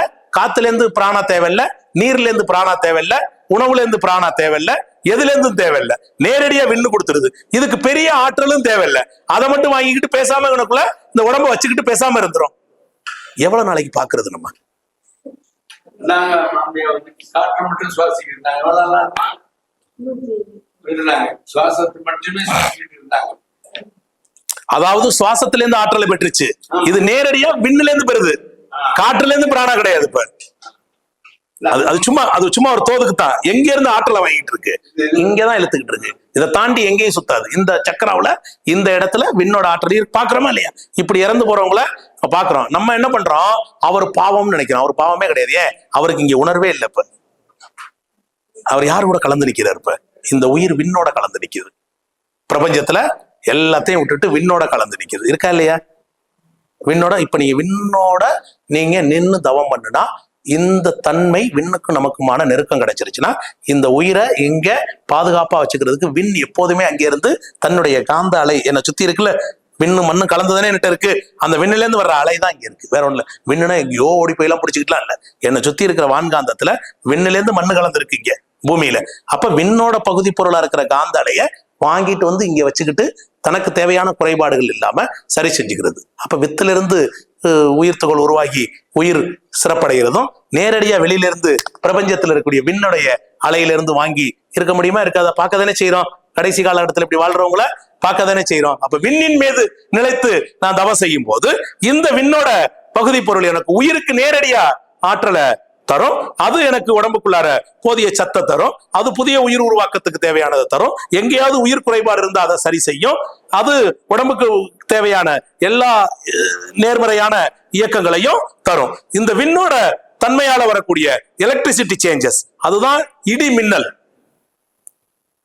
மேல நடக்கிற உரசல்களால ஏற்படுற அதீத வெப்பத்தால சும்மா வெட்ட வெளியில புடிச்சுக்கிட்டு இருந்தவன் இடிதாக்கி செத்து போயினானா இல்லையா? அப்ப ப்ரொடெக்ஷன் வேணுமா வேண்டாமா? பாதுகாப்பு வேணுமா வேண்டாமா? ஏன் சார் மண்ணு புடிச்சிச்சு, நெருப்பு புடிச்சிச்சு. அப்ப விண்ணு வான் வழியா நடக்கிற விஷயம். எங்கேயோ போட்ட குண்டு திசை மாதிரி ஏன் மேல விழுகுதுன்னா வான் வழியா தானே வந்துச்சு. அது மீடியமாவும் இருக்கும். அதுவே எலக்ட்ரிசிட்டி போல இருக்கிறதும் இருக்கா இல்லையா? அப்ப வான் வழியாவும் நான் என்ன பண்ணிக்கிறேன்? எனக்கு காப்பு பெற்றுக் கொள்கிறேன். விண் என்ற அந்த அலையிலிருந்து காப்பும் பெற்றுக் கொள்கிறேன். ஆக்க முறையில பயன்படுத்திக்கிற அறிவை பெற்றுக் கொள்கிறேன். தொண்டைக்குழிங்கிற இந்த விசக்திக்கும் விண்ணுக்கும் உள்ள தொடர்பை புரிஞ்சுக்கிறேன். உயிருக்கு மையமா பஞ்சபௌதிகங்கள்ல மையமா இருந்தது. என் உயிர் சேர்க்கைக்கு என் உடம்புக்குள்ளார அது எனக்கு தாக்கு பிடிக்கிறதுக்கான அறிவை வளர்த்துக்கிறேன். அப்ப பஞ்சபௌதிகங்களோட அண்டர்ஸ்டாண்டிங், அதோட உற்பத்தி ரகசியம், அதுக்கு எனக்குமா இருக்கிற தொடர்பு, அதுல நான் காப்பாக்கி கொள்வது, அதை ஆக்க முறையில பயன்படுத்திக்கிற அறிவுன்னு சொல்லி பஞ்சபௌதிகங்களோட நெருக்கமா என் மனதை நிறுத்தி, மனங்கிறது ஒரு காந்தம், அதோட காந்த அலையோட தொடர்பு ஏற்படுத்திக்கிட்டு பருப்பொருள் நிலையிலையும் அணுப்பொருள் காந்த நிலையிலையும் ஒருத்தருக்கு ஒருத்தர் ஒத்த உதவியா இருந்து என்னுடைய உடலை காத்து கொள்வதற்காகத்தான் மகரிஷி அவங்க இந்த இதை கொடுத்தாங்க. இந்த சீர்கேடு ஏங்க நடக்குது? அடுத்த கேள்வி. இப்போ பஞ்சபௌதிகத்தை பத்தின விஷயம் முடிச்சிட்டோம். இந்த சீர்கேடு ஏங்க நடக்குது? அது ஏங்க நடக்குது? சூரிய குடும்பத்துல இருக்கிறோம். சூரியன் சந்திரன் ஒரு இடத்துல இல்லாம முன்னையும் பின்னையுமா நகர்ந்துகிட்டே இருக்கு. சரி, சூரியன் சந்திரன் மட்டுமா நகருதுன்னு பார்த்தா புதன் சுக்கிரன் இருக்கிற கோள் பூரா ஒரு இடத்துல நிக்கிறது இல்ல. ஒன்னொன்னுக்கும் ஒரு சுழற்சி மையமா வச்சுக்கிட்டு சூரியன் 25 நாளைக்கு ஒரு முறை தன்னைத்தானே சுத்திக்கிறது. அதை சுத்தி வர்ற புதன் 88 நாளைக்கு ஒரு தடவை சுத்தி வந்துருது. சுக்கிரன் 225 நாளைக்கு ஒரு தடவை சுத்தி வருது. இந்த பூமி 365 நாளைக்கு ஒரு தடவை பழைய நிலைக்கு வருது. இப்போ அடுத்து இருக்கிற செவ்வாய் 18 மாசத்துக்கு ஒரு முறை சுத்துது. அடுத்து இருக்கிற குரு 12 வருஷத்துக்கு ஒரு முறை சுத்துது. சனியோ 30 வருஷத்துக்கு ஒரு முறை சுத்துதுங்க. இப்படி சுத்தி வந்தா சரி 365 நாளைக்கு ஒரு முறை பூமி தன் பழைய நிலைக்கு வந்த பிறகு இவங்க எல்லாம் ஒழுங்கா இருக்காங்களான்னு பார்த்தா இவங்க எல்லாம் வேற வேற இடத்துல இருக்கு. ஆமாவா இல்லையா? பூமி 365 நாளைக்கு ஒரு முறை சுத்தி பழைய நிலைக்கு வந்து நின்றுது. அப்ப எல்லாரும் சுத்தி அந்த இடத்துக்கு வந்துடுறாங்களா? வர்றதுல மீண்டும் பழைய நிலை அடைகிறதுக்கு கிட்டத்தட்ட 60 வருஷம் ஆகுது. கிட்டத்தட்ட 60. அதனாலதான் அதைத்தான் தமிழ் ஆண்டுகளா கிட்டத்தட்ட நீ ஏன் சொல்றேன்னா துல்லியமா இருக்காதுங்க, ஏறக்குறைய இருக்கும். அதுக்காக சொல்றேன். இப்ப நீங்க 60 மையமா வச்சு கணக்கு பண்ணுங்க. 60 தடவை பூமி சுத்தி வந்துடும். எத்தனை தடவை சுத்தி வந்துடும்? 60 தடவை சுத்தி வந்துடும். அதுக்கு பின்னாடி இருக்கிற செவ்வாய் 1.5 வருஷம் 18 மாசம்னா 40 தடவை சுத்தி வந்துடும், பழைய நிலைக்கு வந்துடும். சரியா? அதுக்கு பின்னாடி இருக்கிற குரு 12 வருஷம், அப்ப 5 முறை சுத்தி வந்துடும். அதுக்கு பின்னால் இருக்கிற சனி 30 ஆண்டுகள் 2 முறை சுத்தி வந்துடும், பழைய நிலைக்கு வந்துருச்சு. அதெல்லாம் அப்ப ஆக பெரிய கிரகங்கள்லாம் பழைய நிலையில சீக்வன்ஸுக்கு வந்துருச்சு.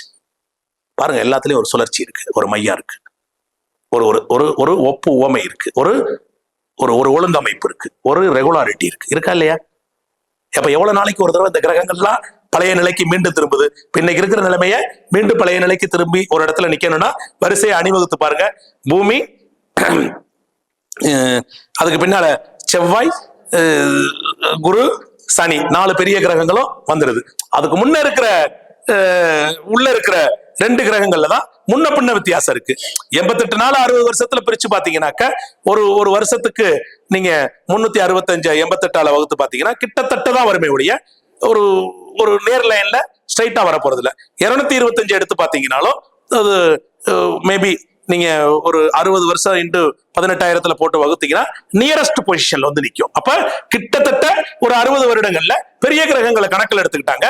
சிறிய குடர்பாடு இருக்கிறதுல சுக்கிரன் கூட நெருக்கத்துக்கு வந்துடும், புதன் கொஞ்சம் தள்ளி நிற்கும். ஆனா இதெல்லாம் பழைய பொசிஷனுக்கு கிட்டத்தட்ட வந்து நிற்கக்கூடியது தான். அதனாலதான் கிட்டத்தட்டங்கிற வார்த்தையை நான் பயன்படுத்துறேன். அப்ப இன்னைக்கு இருக்கிற பொசிஷன் இன்னொரு தடவை நான் பார்க்கணும்னா வாழ்க வளமுடன். மதிய உணவுக்கு பிறகு இந்த கோள்களுடைய சஞ்சாரம், அதனால ஏற்படக்கூடிய இயக்க மாற்றங்கள், அதுக்கும் பஞ்சபூதத்துக்கு இருக்கிற தொடர்பு, பஞ்சபூதங்கள்ல திரும்பி ஏற்படுத்துவதற்கு நவகிரகம் என்ன வேலையை செய்யுது, அது கூட எப்படி நம்ம இணக்கமாக்கிக்கிறது, அதை நன்மையாக்கி கொள்வதற்கு வழி என்ன, சுவாமிஜி காட்டின நவகிரக தவத்தோட சிறப்பு எல்லாத்தையும் மதிய அமர்வுல நாம பார்க்கலாம். வாழ்க வளமுடன்.